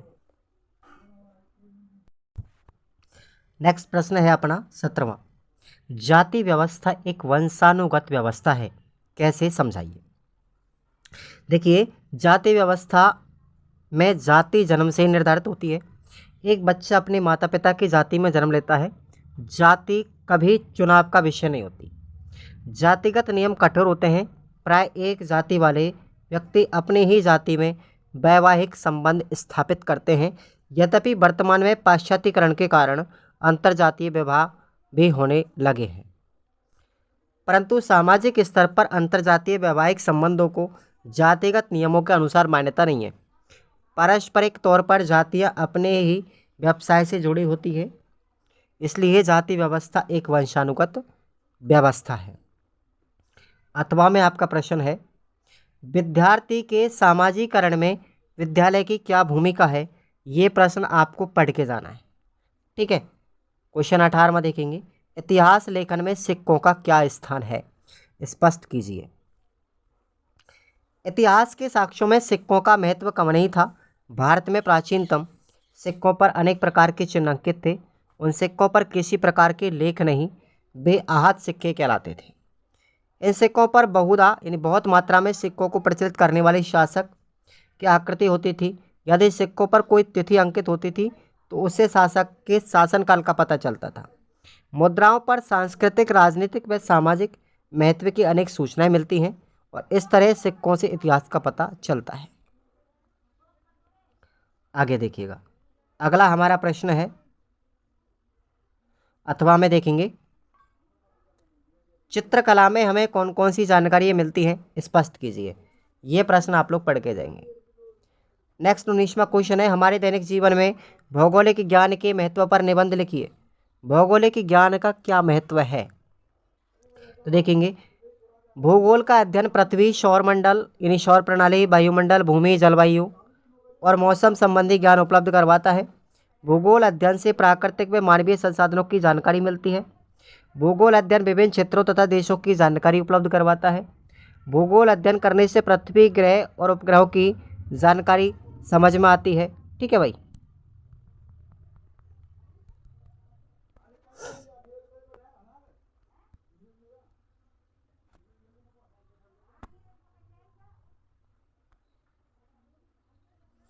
आगे बात करते हैं, भूगोल का अध्ययन करने से, अच्छा जी, इस अध्ययन से उन मुद्दों की भी जानकारी मिल जाती है जो पर्यावरण से जुड़े हुए हैं।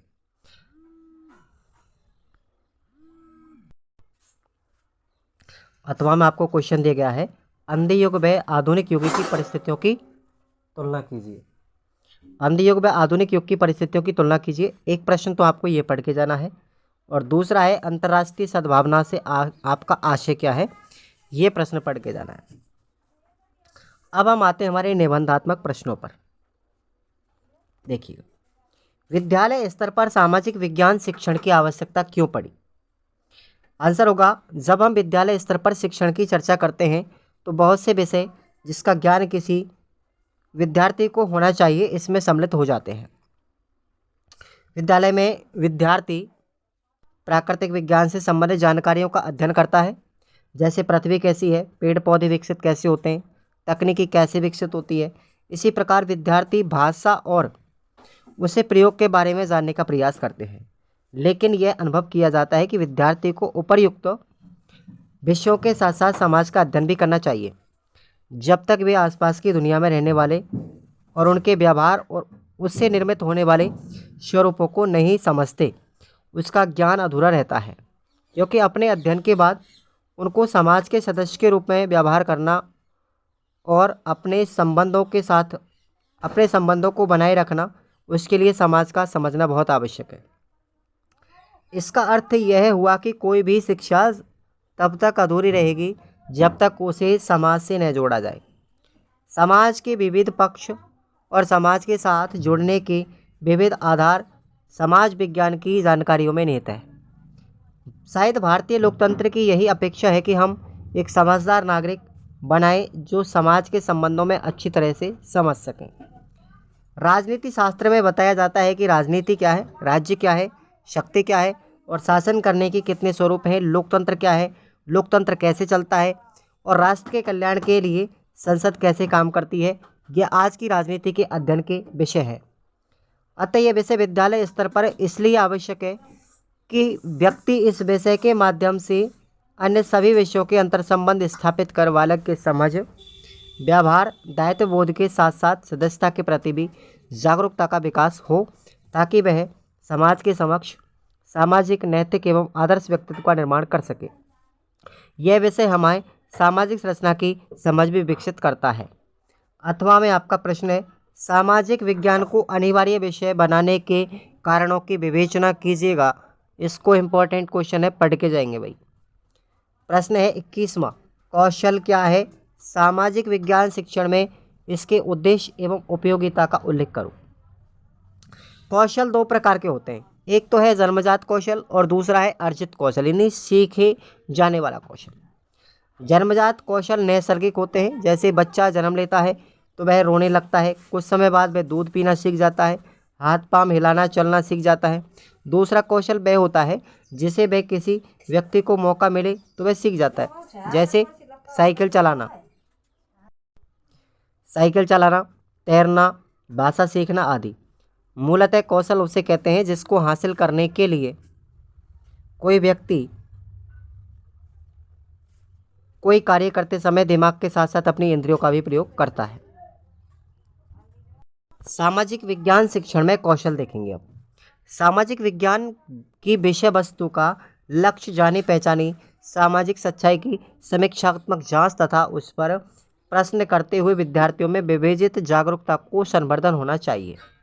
इसका उद्देश्य विद्यार्थियों में समाज के प्रति विवेचनात्मक समझ विकसित करना चाहिए तथा सामाजिक, सांस्कृतिक और विश्लेषणात्मक क्षमता के विकास में मदद करता है।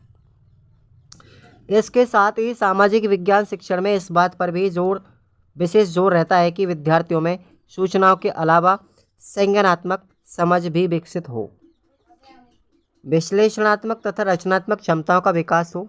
यह विषय हमारे चारों ओर के संसार के लिए जागरूक, चिंता तथा स्थानीय एवं वैश्विक स्तर पर सकारात्मक कार्य करने की इच्छा, काबिलियत विकसित करने में मदद करता है।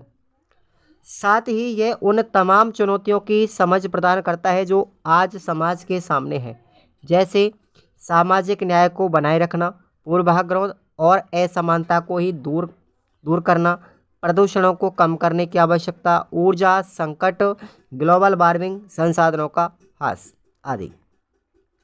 अथवा में प्रश्न है, सामाजिक विज्ञान प्रयोगशाला की आवश्यकता और उसका महत्व लिखिए। दूसरा प्रश्न है, उच्च प्राथमिक स्तर पर सामाजिक स्तर पर सामाजिक विज्ञान शिक्षण में जेंडर संबंधी चुनौती को स्पष्ट कीजिएगा। दोनों प्रश्न याद करके जाने भाई। उसके बाद अगला प्रश्न है हमारा 22वां, ठीक है। अभिलेख क्या है? अभिलेखों के प्रकार बताते हुए उनकी उपयोगिता भी लिखिए, है ना। तो देखेंगे, पुरातात्विक साक्ष्य के अंतर्गत सबसे अधिक सुंदर स्रोत अभिलेख है। अन्य साक्ष्यों की अपेक्षा यह साक्ष्य अधिक विस्तृत और विश्वसनीय कहा जाता है। प्राचीन भारतीय शासकों, सामंतों और समृद्ध लोगों ने समय समय पर अपनी विजयों, कीर्ति, दान, सत्कर्म और समारोह की स्मृति में अनेक अभिलेख उत्कीर्ण करवाए। ये अभिलेख पत्थर, धातु आदि पर उत्कीर्ण किए जाते हैं और अभिलेख कई प्रकार के हैं, जैसे शिलालेख पत्थर पर उत्कीर्ण किए गए। उसके बाद स्तंभलेख यानी पत्थर, लोहे और लकड़ी के खंभों पर लिखी गई बातें। ताम्रपत्र त्रामे के पत्तों पर खोदकर लिखे गए इतिहास। तो ये 3 प्रकार के। अशोक के बाद में अभिलेखों को 2 वर्गों में बांटा गया था। एक तो होता है सरकारी अभिलेख और दूसरा होता है निजी अभिलेख। सरकारी अभिलेख क्या होते हैं? सरकारी अभिलेख या तो राजकवियों के द्वारा लिखी गई प्रस्तुतियाँ होती है या भूमि दान पत्र की होती है। प्रशस्तियों का प्रसिद्ध उदाहरण है समुद्रगुप्त का प्रयाग अभिलेख, जो अशोक स्तंभ पर उत्कीर्ण है। इस प्रशस्ति में समुद्रगुप्त की विजयों तथा नीतियों का संपूर्ण विवरण मिलता है। उसके बाद निजी अभिलेख की बात करें तो निजी अभिलेख ज़्यादातर मंदिरों में और मूर्तियों में उत्कीर्ण है, जिन पर तिथियां अंकित की गई हैं। उनमें इन मंदिरों के निर्माण तथा मूर्ति प्रतिष्ठान का समय ज्ञात होता है। इस प्रकार इन अभिलेखों में से मूर्तिकला और वास्तुकला के विकास पर भी प्रभाव पड़ता है और तत्कालिक धार्मिक दशा की जानकारी मिलती है। इन अभिलेखों से भाषाओं के विकास पर भी प्रभाव पड़ता है। अथवा में प्रश्न है आपका, इतिहास लेखन में काम आने वाले साहित्यिक स्रोत कौन कौन से हैं? ठीक है भाई। नेक्स्ट हमारा लास्ट क्वेश्चन है, प्राचीन काल के और वर्तमान काल के भूगोल के अध्ययन की समालोचना या विशेषता लिखिए। प्राचीन काल की बात करें तो प्राचीन काल में भूगोल का अध्ययन। प्राचीन भारत में भौगोलिक ज्ञान का पर्याप्त विकास सिंधु घाटी सभ्यता और वैदिक काल से ही हो चुका है, किंतु सिंधु घाटी सभ्यता का भौगोलिक ज्ञान कृषि और जलवायु के गहरे संबंधों के अलावा खनिजों, खनिज उद्योगों, व्यापार आदि से था। सिंधु सभ्यता के बाद में वैदिक काल के आर्यों को भूगोल का जो ज्ञान था उसकी पुष्टि वेदों के बहुत से मंत्रों से होती है। ऋग्वेद, यजुर्वेद, रामायण, महाभारत, बौद्ध, जैन ग्रंथों में भू आकृति, जलवायु, वनस्पति, जंतु, कृषि, उद्योग, मानवीय बस्तियाँ, सामाजिक प्रथाओं आदि का विधिवत वर्णन किया गया है। कालिदास एवं कवि माघ के ग्रंथों में मौसम, ऋतुओं, प्राकृतिक घटनाओं का उल्लेख मिलता है। अशोक के काल में भी भौगोलिक ज्ञान का परिचय तत्कालीन राजाओं के शिलालेख और ताम्रपत्रों से मिलता है। वर्तमान में भूगोल का अध्ययन। भौगोलिक ज्ञान के विकास में 20वीं शताब्दी में भूगोलवेत्ताओं ने प्रकृति के साथ साथ मनुष्य के अध्ययन की ओर भी ध्यान दिया। अब पर्वत, नदी, सागर आदि की अपेक्षा क्रियाशील मानव को केंद्र में रख करके प्रकृति का अध्ययन किया जाने लगा, जिसके कारण भूगोल विज्ञान के साथ ही सामाजिक विज्ञान भी माना जाने लगा। 1905 में हर्वर्डसन ने विश्व को प्रमुख प्राकृतिक प्रदेशों में विभाजित किया। 1973 में ओनी पीटर के द्वारा रचित विश्व मानचित्र में विभिन्न देशों को उनके वास्तविक आकार के रूप में दर्शाया, जबकि 1969 में मर्केटर के द्वारा बनाए गए विश्व मानचित्र में स्थानों का वास्तविक आकार से कोई तालमेल नहीं था। भूगोल विभिन्न स्थानों की घटनाओं जैसे बादल बनना, बिजली चमकना, वर्षा होना, अनावृष्टि होना, मानव प्रजाति, संस्कृति, शारीरिक बनावट, पतझड़ आना, खाद्यान्न, व्यवसाय, आर्थिक क्रियाकलाप आदि में पाए जाने वाले अंतर और उनके कारणों से विद्यार्थियों को अवगत कराने का कार्य करता है। और आपका लास्ट अथवा में क्वेश्चन है, लोकतंत्र की प्रमुख चुनौतियों के बारे में लिखिएगा। इंपॉर्टेंट क्वेश्चन है, नोट कर लीजिएगा आप लोग। तो ये आप लोगों का पूरा मॉडल पेपर होता है। रेट पात्रता की तैयारी करने वाले L1 की बात करें हम तो सभी विद्यार्थियों के लिए टॉपिक वाइज टेस्ट सीरीज इसी एप्लीकेशन पे दी गई है, खुराना क्लासेस पर। आप लोग सभी ज्वाइन कर लेंगे उसको ज़रूर। ठीक है, अपनी प्रैक्टिस करें। इनमें से आपको लगभग 80% क्वेश्चन एग्जाम में देखने को मिलेंगे रेट में। ठीक है भाई, पात्रता में डायरेक्टली मिलेंगे, बता दूंगा मैं आपको प्रूफ के साथ में टेलीग्राम पर। Thank you so much. नमस्कार साथियों, स्वागत है आप सभी का हमारे खुराना क्लासेस एप्लीकेशन पर। और दोस्तों, आप सभी के लिए आज का ये अंतिम प्रश्न पत्र है, 9वां सामाजिक विज्ञान, और इसका भी ये तीसरा मॉडल पेपर है। तो ये प्रश्न पत्र आपका 60 अंकों का होता है। इसमें पास होने के लिए आपको 24 अंक की आवश्यकता होगी। समय सीमा आपको 3 घंटे की मिलेगी करने के लिए। और एक बात इंपॉर्टेंट आप लोग ध्यान रखें, जो विद्यार्थी रेट की तैयारी कर रहे हैं अब इसके बाद में आपको पात्रता के लिए जो टेस्ट सीरीज़ है रेट लेवल 1 की, ठीक है साथियों, टॉपिक वाइज है, ऑल सब्जेक्ट की आपकी 5 सब्जेक्ट आपको इसमें मिलेंगी टॉपिक वाइज। तो उस MCQ बैच को आप लोग ज़रूर ज्वाइन करेंगे। इसी एप्लीकेशन में आपके लिए बैच दिया गया है। और एक बार डेमो देख करके तब ज्वाइन करें, ऐसी कोई बात नहीं कि आप ज़बरदस्ती आप लोग आराम से तसल्ली के साथ डेमो दें 1-2 टेस्ट के, उसके बाद अच्छा पसंद आए तो ज़रूर ज्वाइन करेंगे। पहला क्वेश्चन आप लोगों के लिए है, सामाजिक अध्ययन को सबसे पहले विद्यालय पाठ्यक्रम में शामिल कहाँ पर किया गया था, किस देश में किया गया था?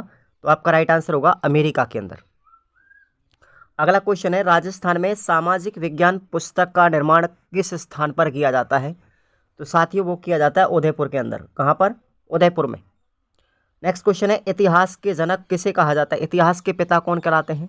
इतिहास के कहलाते हैं साथियों हेरोडोट्स। कौन है? राइट आंसर हेरोडोट्स हैं, जो हमारे हिस्ट्री के फादर कहलाते हैं। नेक्स्ट है, जेम्स कुक ने किस क्षेत्र की खोज की थी? जेम्स कुक जो है उन्होंने किस क्षेत्र की खोज की थी? ठीक है भाई, तो अंटार्कटिका महाद्वीप की खोज की थी, ध्यान रखेंगे आप लोग। नेक्स्ट हमारा क्वेश्चन है, सामाजिक अध्ययन की मूल इकाई क्या है? तो मनुष्य है। सामाजिक अध्ययन की मूल इकाई मनुष्य है। कार्ल मार्क्स के अनुसार समाज में कितने वर्ग होते हैं? तो कार्ल मार्क्स के अनुसार समाज में 2 वर्ग होते हैं। एक तो होता है उच्च वर्ग, जिसे हम बुर्जुआजी वर्ग भी कहते हैं, और एक होता है निम्न वर्ग, जिसे हम प्रोलेरियट कहा जाता है, प्रोलेरियट। मार्क्स के अनुसार समाज का जो मूल होता है वो भौतिक गतिविधियां होती हैं, ध्यान रखेंगे, ये भी क्वेश्चन आपका पूछा जा सकता है। अब हम आते हैं, हम कुछ आयोग जो हैं उनके बारे में, हम राजस्थान में जो आयोग हैं उनके बारे में थोड़ा सा चर्चा करते हैं। यहाँ से प्रश्न आपको 101% आता है साथियों ऑब्जेक्टिव में। तो देखिएगा, सबसे पहला आता है कोठारी आयोग, कोठारी कमीशन। इसका जो गठन है साथियों वो 1964 में किया गया था, 1964-66, ठीक है। और इसके अध्यक्ष कौन थे? डॉक्टर दौलत सिंह कोठारी। माध्यमिक शिक्षा आयोग की बात करें तो इसका गठन किया गया था 23 दिसंबर 1952 को, और इसके अध्यक्ष थे ए लक्ष्मण स्वामी मुदालियर, और माध्यमिक शिक्षा आयोग को इन्हीं के नाम पर मुदालियर आयोग भी कहा जाता है। उसके बाद है विश्वविद्यालय आयोग, इसका गठन 1948 में किया गया था, इसके अध्यक्ष डॉक्टर राधाकृष्णन थे। उसके बाद है यशपाल समिति, यशपाल समिति का जो गठन किया गया था 1992 में किया गया, और इसके अध्यक्ष थे प्रोफेसर यशपाल। अब बात करें राष्ट्रीय शिक्षा नीति 1952 वाली, तो राष्ट्रीय शिक्षा नीति की बात करें लागू की गई थी 1986 में। वैसे बात करें तो 1968 में हुई थी पहली शिक्षा नीति, दूसरी हुई थी 1986 में, ठीक है, और तीसरी जो है वर्तमान में 2020 वाली। तो यहाँ पर अगर मैं बात करूँ तो 1986 की जो शिक्षा नीति है उसमें संशोधन किया गया था, राष्ट्रीय शिक्षा नीति 1992 में कहलाई। फिर उसके बाद इसके अध्यक्ष थे 1992 में डॉक्टर जनार्दन रेड्डी, ध्यान रखेंगे इसको आप। अगला हमारा क्वेश्चन है, जाति और वर्ग में अंतर, एक ही अंतर बताना है। तो जाति जो है एक सामाजिक संरचना है, और वर्ग हमारा क्या है? आर्थिक, सामाजिक, राजनीतिक और दृष्टिकोण से सभी से जुड़ा हुआ होता है। आर्थिक इतिहास की रचना सबसे पहले किसने की थी? Important question. आर्थिक इतिहास की जो रचना है वो की थी HR टोनी, और दूसरे हैं एलन पावर। ये 2 व्यक्तियों के नाम आप याद रखना जिन्होंने आर्थिक इतिहास की रचना की थी। सामाजिक इतिहास को लोकप्रिय किसने बनाया था? सामाजिक इतिहास को लोकप्रिय बनाया था ट्रेवेलियन ने। किसने बनाया? ट्रेवेलियन, ध्यान रखेंगे भाई, ट्रेवेलियन इनका नाम था, ठीक है। आइए अगला क्वेश्चन हमारा आता है, सूती वस्त्रों का कब्रगृह किसे कहा जाता है? सूती वस्त्रों का कब्रगृह किसे कहा जाता है?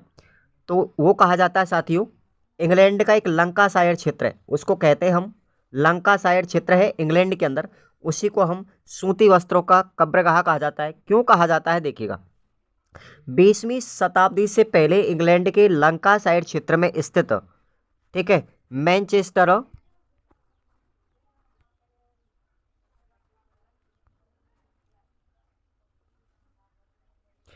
एक सेकेंड, 20वीं शताब्दी के पहले इंग्लैंड के लंकाशायर क्षेत्र में स्थित मैनचेस्टर विश्व का सूती वस्त्र निर्माण करने का सबसे बड़ा केंद्र था। किंतु 20वीं शताब्दी में धीरे धीरे उपनिवेशों के समाप्त होने से कपास का आयात बंद हो गया, जिससे यहाँ का ये उद्योग धीरे धीरे समाप्त होने लगा, कम होने लगा, और वर्तमान में इसी क्षेत्र को क्या कहा जाता है? सूती वस्त्रों का कब्रगाह कहा जाता है। यहाँ पर ये लंकाशायर क्षेत्र है, बट ऑब्जेक्ट में पूछा जाए तो। अगला क्वेश्चन है, आदर्शवादी विचारधारा के गुण और दोष क्या हैं? तो आदर्शवादी जो विचारधारा है उसके 2 गुण और 2 दोष मैं आपको बता रहा हूँ। गुण है इसका कि बालकों में उच्च चरित्र का निर्माण करना और शिक्षा के उद्देश्यों का निर्धारण करना, ये तो इसके गुण हैं। और अगर दोष की बात करें, कमी क्या है, तो आध्यात्मिक उद्देश्यों से प्रभावित हो जाती है और इसमें कोई भी शिक्षण विधि का प्रयोग नहीं किया जाता है। नेक्स्ट है प्रक्षेपी साधन कौन कौन से हैं। तो प्रक्षेपी साधन है हमारे एडियास्कोप, ओवरहेड प्रोजेक्टर, एलसीडी प्रोजेक्टर और स्लाइड प्रोजेक्टर, ये हमारे प्रक्षेपी साधन हैं। नेक्स्ट है हमारा योजना विधि के गुण और दोष। तो योजना विधि के गुण देखेंगे पहले, विद्यार्थी में समझने में ये सहायक होती है, विद्यार्थी को हर तरीके से समझाने में सहायक है। यह एक मनोवैज्ञानिक विधि है, यह मितव्ययी मतलब अधिक खर्चीली व लोकतांत्रिक विधि है। इस विधि में रटने के लिए कोई स्थान नहीं होता, ये खोजी प्रवृत्ति को जन्म देती है। अगर मैं दोष की बात करूं तो इस विधि में ज्ञान अव्यवस्थित होता है, यह विधि अत्यधिक खर्चीली है और इसमें पाठ्य पुस्तकों का अभाव रहता है। अथवा में आपका प्रश्न है साथियों, प्रश्न निर्माण में क्या क्या सावधानियां रखनी चाहिए। तो प्रश्न के निर्माण में प्रश्न को लिखते वक्त प्रश्न स्पष्ट होना चाहिए, ठीक है, अस्पष्ट नहीं हो, मिश्रित भी नहीं हो। प्रश्न एक से अधिक उत्तरों वाला नहीं हो, प्रश्न हो या फिर ना के हो, ठीक है, ये बात ध्यान रखें। प्रश्न 2 या एक इससे अधिक होना नहीं चाहिए।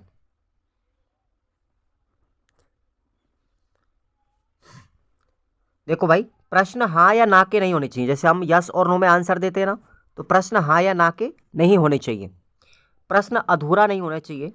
गलत भाषा और सूचना वाले प्रश्न बिल्कुल नहीं बनाए। सद्भावना बिगाड़ने वाले प्रश्न भी नहीं होने चाहिए। तो ये प्रश्न निर्माण में सावधानी रखनी चाहिए। अगला हमारा क्वेश्चन है 15, स्थानीय संसाधन क्या है और ये कितने प्रकार के होते हैं। तो स्थानीय संसाधन, हम जिस परिवेश में रहते हैं वही परिवेश सीखने की प्रक्रिया में हमारा प्रारंभिक मार्गदर्शन करता है।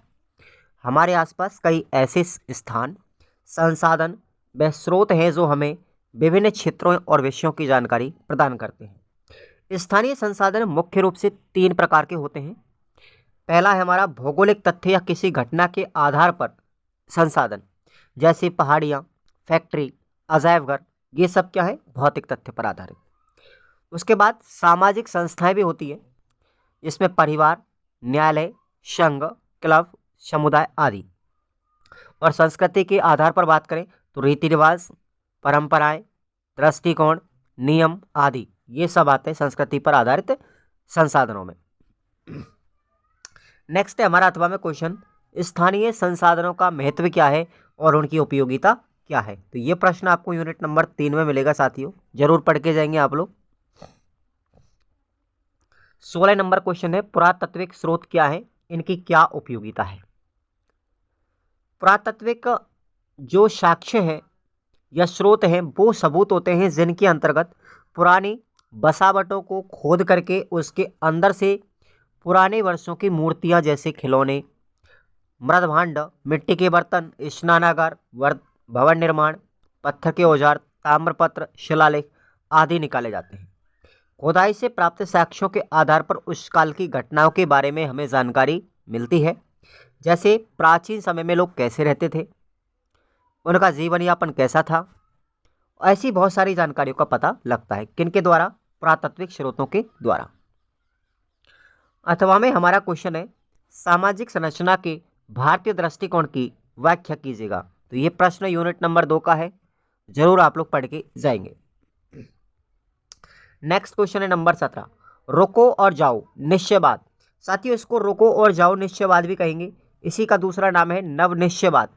तो इससे आप क्या समझते हैं, स्पष्ट कीजिए। तो ग्रिफिथ टेलर साहब थे, इन्होंने ये दिया था। नवनिश्चयवाद के जनक कौन है, ग्रिफिथ टेलर। ध्यान रखना, प्रश्न ये भी पूछा जा सकता है कि नवनिश्चयवाद के जनक कौन है, ग्रिफिथ टेलर। ग्रिफिथ टेलर ने अपने निश्चयवाद को वैज्ञानिक निश्चयवाद या फिर इसे रुको और जाओ निश्चयवाद कहा। यह पुराने निश्चयवाद से बिल्कुल अलग था। इसमें मानवीय चयन के महत्व को उचित स्थान दिया गया है। ग्रिफिथ टेलर ने इस बात पर बल दिया कि वातावरण के द्वारा किए जाने वाले प्रमुख नियंत्रण की उपेक्षा की जा सकती है। टेलर के अनुसार मानव प्रकृति के नियमों का पालन बुद्धिमानी से ही करता है। ये को आपको याद रखना। अथवा में आपका क्वेश्चन है, यूरोप में जो औद्योगिक क्रांति हुई थी उसका विकास कैसे हुआ था और क्यों हुआ था। ध्यान रखेंगे, यूरोप में जो औद्योगिक क्रांति हुई वो कैसे हुई और क्यों हुई, इसका उल्लेख आपको यूनिट नंबर 6 में मिलेगा। जरूर पढ़ के जाएंगे आप लोग। अगला हमारा क्वेश्चन है नंबर 18, लोकतंत्र निर्माण के प्रमुख चरणों की व्याख्या कीजिए। लोकतंत्र का निर्माण किन चरणों पर होता है? तो लोकतंत्र के निर्माण में 4 चरण महत्वपूर्ण है, याद रखेंगे। पहला देखेंगे, आधुनिक लोकतंत्र की कहानी लगभग 2 सदी पहले शुरू हुई थी, जब 1789 में फ्रांसीसी क्रांति के द्वारा पहली बार जन विद्रोह के द्वारा लोकतंत्र की स्थापना का प्रयास किया गया। हालांकि इस क्रांति से फ्रांस में स्थायी लोकतंत्र की स्थापना नहीं हो सकी, किंतु फ्रांसीसी क्रांति ने यूरोप में जगह जगह लोकतंत्र के लिए संघर्षों की प्रेरणा चालू कर दी। दूसरा चरण था इसमें लोकतंत्र के विकास की यात्रा का दूसरा चरण हमने उपनिवेशवाद के अंत में दिखाई देता है, जब एशिया और अफ्रीका के अधिकांश देश जो यूरोपीय राष्ट्रों के उपनिवेश रहे थे, उन्होंने एक लंबे समय के बाद औपनिवेशिक शासकों से आज़ादी प्राप्त की थी। तीसरा चरण था कि लोकतंत्र की स्थापना में और अधिक तेजी से हमें लगभग 1980 से 90 के मध्य नजर आती है, जब पूर्वी यूरोप और लैटिन अमेरिका के अनेक देशों में लोकतांत्रिक व्यवस्थाओं की बहाली हुई थी। और चौथा चरण है लोकतंत्र के विकास की यात्रा के चौथे चरण में हम मध्य पूर्व के देशों में 2008 के बाद उठे विभिन्न आंदोलन से समझ सकते हैं कि जिन्हें हम क्या कहते हैं, अरब स्प्रिंग के नाम से भी जाना जाता है। अथवा में हमारा क्वेश्चन है, इंपॉर्टेंट है साथियों, ये सामाजिक एवं राजनीतिक जीवन के अंतर संबंध की व्याख्या कीजिएगा। ये प्रश्न आपको यूनिट 7 में मिलेगा। 19वां प्रश्न है, आपके विचार से उच्च प्राथमिक कक्षाओं में सतत मूल्यांकन किए जाने के क्या कारण हैं? तो इसका आंसर सुनिएगा, भिन्न भिन्न विषयों में एक निश्चित समय अवधि में विद्यार्थियों की प्रगति और उसमें होने वाले व्यवहारगत परिवर्तनों का पता चलता है। विद्यार्थी की व्यक्तिगत और विशेष जरूरतों को भी पहचाना पड़ता है। अधिक उपयुक्त तरीकों के आधार पर अध्यापन और सीखने की स्थितियों की योजना बनाई जाती है। विद्यार्थियों की विशेष रुचि के क्षेत्र के प्रति समझ बनाने और उसे महसूस करने में विद्यार्थियों की मदद करना। ठीक है, विद्यार्थियों को कुछ उपलब्धि प्राप्त कर पाने की भावना के विकास के लिए प्रोत्साहित करना और कक्षा में सीखने सिखाने की प्रक्रिया को बेहतर बनाना। अथवा में हमारा क्वेश्चन है, सामाजिक विज्ञान विषय के अधिगम उद्देश्य के आकलन सूचकों का वर्णन कीजिएगा। तो ये प्रश्न आपको यूनिट नंबर 7 में मिलेगा साथियों, जरूर पढ़ के जाएंगे। अब आते हैं हमारे हम निबंधात्मक प्रश्नों पर। सतत व्यापक मूल्यांकन की प्रक्रिया और उसके साधनों की व्याख्या कीजिएगा। तो देखेंगे साधन कौन कौन से हैं। प्रश्न की बात करेंगे। सबसे पहला साधन प्रश्न है, विद्यार्थियों का मूल्यांकन उससे प्रश्न पूछकर और उसके सामने समस्या रख करके किया जाता है। ध्यान रखें, प्रश्न उद्देश्य पर आधारित होने चाहिए और उसके पाठ्यक्रम के आधार पर होना चाहिए, बच्चे के आयु स्तर के अनुसार होना चाहिए। दूसरा साधन है प्रेक्षण देखेंगे, विद्यार्थियों के बारे में सूचनाएं प्राकृतिक वातावरण से एकत्रित की जाती है और इसके लिए कुछ विभिन्न क्रियाकलाप जो है प्रेक्षण के दौरान आयोजित किए जाते हैं। जैसे हम बात करें परीक्षण व खोज, पहला कौन सा है इसमें, परीक्षण व खोज। विषय वस्तु व कौशलों का परीक्षण लिखित परीक्षा के द्वारा किया जाना चाहिए। मौखिक परीक्षण व परीक्षाएं शिक्षा प्राप्ति की मूल्यांकन की पद्धति विद्यार्थियों की भागीदारी सुनिश्चित करती है। दूसरी है चेकलिस्ट, एक साधन है जो चेकलिस्ट कई बार पूछा जाता है साथियों एग्जाम में। यह मूल्यांकन का एक त्वरित और सरल तरीका है। यह विद्यार्थी के विशिष्ट व्यवहार, विशिष्ट उद्देश्यों के बारे में विशिष्ट सूचनाएं प्रदान करता है। रेटिंग स्किल देखिए, ठीक है, रेटिंग स्किल, इसका उपयोग विद्यार्थियों के कार्य की गुणवत्ता मापदंडों के आधार पर उनको आंकने के लिए किया जाता है। इसमें विद्यार्थियों के कार्य निष्पादन ज्ञान का साक्ष्य तत्काल रिकॉर्ड पर आधारित होता है। उसके बाद है उपाख्यान रिकॉर्ड, जिसको हम एनेक्डोटल अभिलेख कहते हैं, उपाख्यानक अभिलेख। ये विद्यार्थियों के जीवन की महत्वपूर्ण घटनाओं के प्रेक्षणात्मक वर्णन का रिकॉर्ड होता है। ये विद्यार्थियों के सामाजिक भावनात्मक विकास, पसंद, रुचियां, संबंध आदि को अंकित करने में सहायता करता है। बात करें पोर्टफोलियो की, यह एक अवधि में विद्यार्थियों के कार्य का संग्रह होता है। यह दिन प्रतिदिन का कार्य या विद्यार्थी के सर्वोत्तम कार्यों में चयनित कार्य को हो सकते हैं। पोर्टफोलियो विद्यार्थियों के अधिगम और प्रगति प्रदर्शन को दूसरों के सामने प्रकट करता है। जैसे पोर्टफोलियो में आते हैं हमारे फोटोग्राफ, चित्रात्मक एवं कलात्मक कार्य, श्रव्य दृश्य रिकॉर्डिंग, स्वयं मूल्यांकन प्रपत्र, ठीक है, ये आदेश में आते हैं। अथवा में आपका प्रश्न है, देखेंगे राजकीय विद्यालयों में सतत व्यापक मूल्यांकन कैसे किया जाता है और सतत व्यापक मूल्यांकन में अध्यापक योजना डायरी का क्या महत्व है। तो ये प्रश्न आपको यूनिट नंबर 8 में मिलेगा साथियों, ध्यान रख के जाएं, अच्छे से पढ़ें। नेक्स्ट हमारा क्वेश्चन 21 देखेंगे। भाषण विधि क्या होती है, इसका परिचय देना है। भाषण विधि के गुण और दोष यानी लाभ और हानि क्या है। तो सबसे पहले भाषण विधि देखेंगे। किसी भी विषय का गहन अध्ययन एवं रुचिकर प्रमाणों के साथ अगर प्रस्तुतिकरण किया जाए तो वह अवश्य प्रभावी होता है। यही भाषण विधि की खासियत है। इस विधि में सुनने व समझने पर अधिक जोर दिया जाता है। इस विधि के गुण की बात करें, इस विधि के लाभ क्या है, गुण क्या है। अध्यापक तथा विद्यार्थी में प्रत्यक्ष संबंध स्थापित करती है। रुचिकर व समय की बचत करती है। इस विधि में अभिप्रेरणा मिलती है। इसमें बच्चे की श्रवण शक्ति का विकास होता है। यह विधि मितव्ययी होती है, अनुशासन स्थापित करती है। और इस विधि से होने वाली हानियाँ अर्थात इस विधि के दोष क्या है। इसमें विद्यार्थी निष्क्रिय होता है, ठीक है, अध्यापक पर बहुत अधिक कार्यभार होता है। यह विधि शिक्षक केंद्रित मानी जाती है। यह विधि केवल स्मरण शक्ति पर आधारित होती है। तो ये इसके दोष हैं। अथवा में प्रश्न है आपका, भारत में वर्तमान परिस्थितियों के संदर्भ में सामाजिक विज्ञान शिक्षण के उद्देश्य और लक्ष्यों का वर्णन कीजिए। ये प्रश्न आपको यूनिट नंबर 2 में मिलेगा। आइएगा आगे बात करते हैं क्वेश्चन नंबर 22। सामाजिक विज्ञान शिक्षण में कलात्मक विधि यानी कहानी विधि के गुण और दोष लिखिएगा। गुण की बात करें तो इस विधि से बच्चों के भाषण ज्ञान में वृद्धि होती है। इस विधि के माध्यम से मानसिक विकास और कल्पना शक्ति का विकास होता है। इसमें शिक्षण रुचिकर होता है। यह विधि अच्छे गुणों का विकास करती है। यह विधि बालकों को आत्म अभिव्यक्ति के अवसर भी उपलब्ध करवाती है। अगर मैं इसके दोष की बात करूं तो देखेंगे यह विधि छोटी कक्षाओं के लिए अनुपयुक्त है, छोटी कक्षाओं के लिए उपयोगी नहीं है। यह विधि विषय के प्रत्येक प्रकरण पर लागू नहीं होते, इसको हर पाठ पर लागू भी नहीं कर सकते।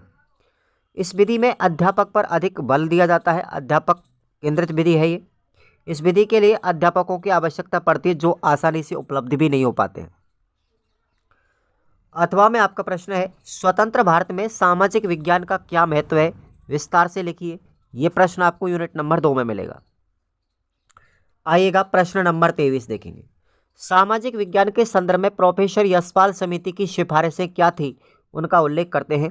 क्या क्या सिफारिशें की थी प्रोफेसर यशपाल समिति ने साथियों।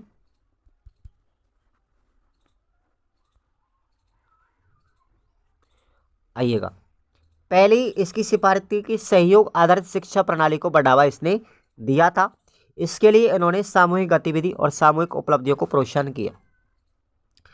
दूसरी सिफारिश थी विकेंद्रीकरण को प्रोत्साहन करना। पाठ्यक्रम निर्माण और पाठ्य पुस्तकों को तैयार करने की प्रक्रिया का विकेंद्रीकरण होना चाहिए ताकि इन कार्यों में अध्यापकों की सहभागिता में वृद्धि हो सके। पाठ्यक्रम निर्माण की प्रक्रिया में परिवर्तन भी होना चाहिए जिससे पाठ्य पुस्तकों के लेखन में अधिक से अधिक अध्यापक भाग ले सकें। अगली सिफारिश थी कि रटंत विधि को रोकना। 10वीं तथा 12वीं कक्षा के बाद में ली जाने वाली सार्वजनिक परीक्षाओं की विस्तृत रूप से समीक्षा की जाए। शिक्षण की गुणवत्ता में सुधार करने के लिए रटने की जो व्यवस्था है उससे छुटकारा दिलाने के लिए शिक्षा के क्षेत्र में किया गया एक प्रयास भी पर्याप्त है। उसके बाद है प्रयोगों को बढ़ावा देना यानी करके सीखने पर बल देना। पाठ्यक्रम में यह सुनिश्चित किया गया जाता है कि पाठ्यक्रम में शामिल अधिकांश विषय वस्तु को ऐसे प्रयोगों अथवा क्रियाकलापों से जोड़ा जाए जिन्हें बच्चे और शिक्षक स्वयं करें। और अंतिम सिफारिश थी पाठ्यक्रमों को समसामयिक या सामयिक संदर्भ में परिवर्तन करना। इतिहास तथा भूगोल के अलावा 6 से 8वीं तक और 10वीं से 10वीं तक की कक्षाओं के सामाजिक विज्ञान पाठ्यक्रम में हमारी सामाजिक, राजनीतिक तथा आर्थिक व्यवस्था के दर्शन तथा कार्यविधि की जानकारी दी जाए, ताकि छात्र सामाजिक आर्थिक विकास से संबंधित समस्याओं और प्राथमिकताओं का विश्लेषण कर उन्हें आत्मसात कर सके। इतिहास पर व्यवस्थित अध्ययन माध्यमिक कक्षाओं के पाठ्यक्रम में सम्मिलित किया जाए। अथवा में आपका प्रश्न है साथियों, भारत में प्रचलित जाति जो व्यवस्था है उसका स्वरूप कैसा है, इसके बारे में आपको उल्लेख करना है। यूनिट नंबर 3 में मिलेगा। अंतिम प्रश्न है आपका नंबर 24, इतिहास अध्ययन व लेखन का राष्ट्रवादी स्वरूप कैसा है। इतिहास लेखन की विशेषताएं क्या है, लिखिएगा। अब बात करते हैं इसका सबसे पहले राष्ट्रवादी स्वरूप।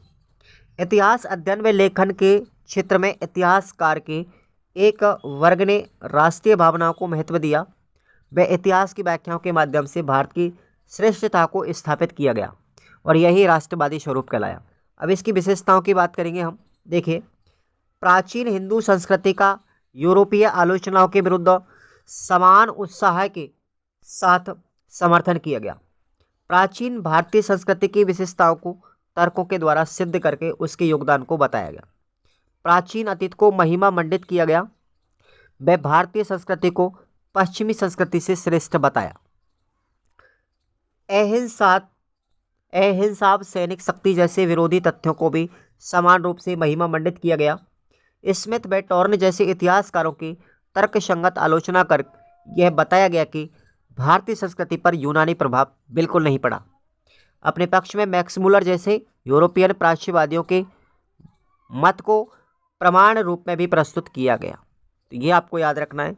अपना अथवा में प्रश्न है, विश्व इतिहास क्या है। विश्व इतिहास के क्षेत्र में किन तथ्यों का अध्ययन किया जाता है और आपको विश्व इतिहास के महत्व भी बताने हैं। तो ये प्रश्न भी आपको याद करके जाना है।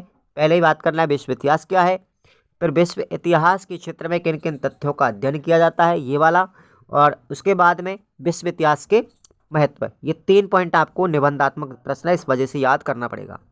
ठीक है भाई, तो आप लोगों का कंप्लीट होता है। रेट लेवल 1 की टेस्ट सीरीज़ को आप लोग आराम से ज्वाइन करेंगे तसल्ली के साथ। इसी में है पात्रता की ऑल सब्जेक्ट की टॉपिक वाइज वाक्य सहित है। सब एक बार डेमो देना, फिर आराम से ज्वाइन करना। Thank you.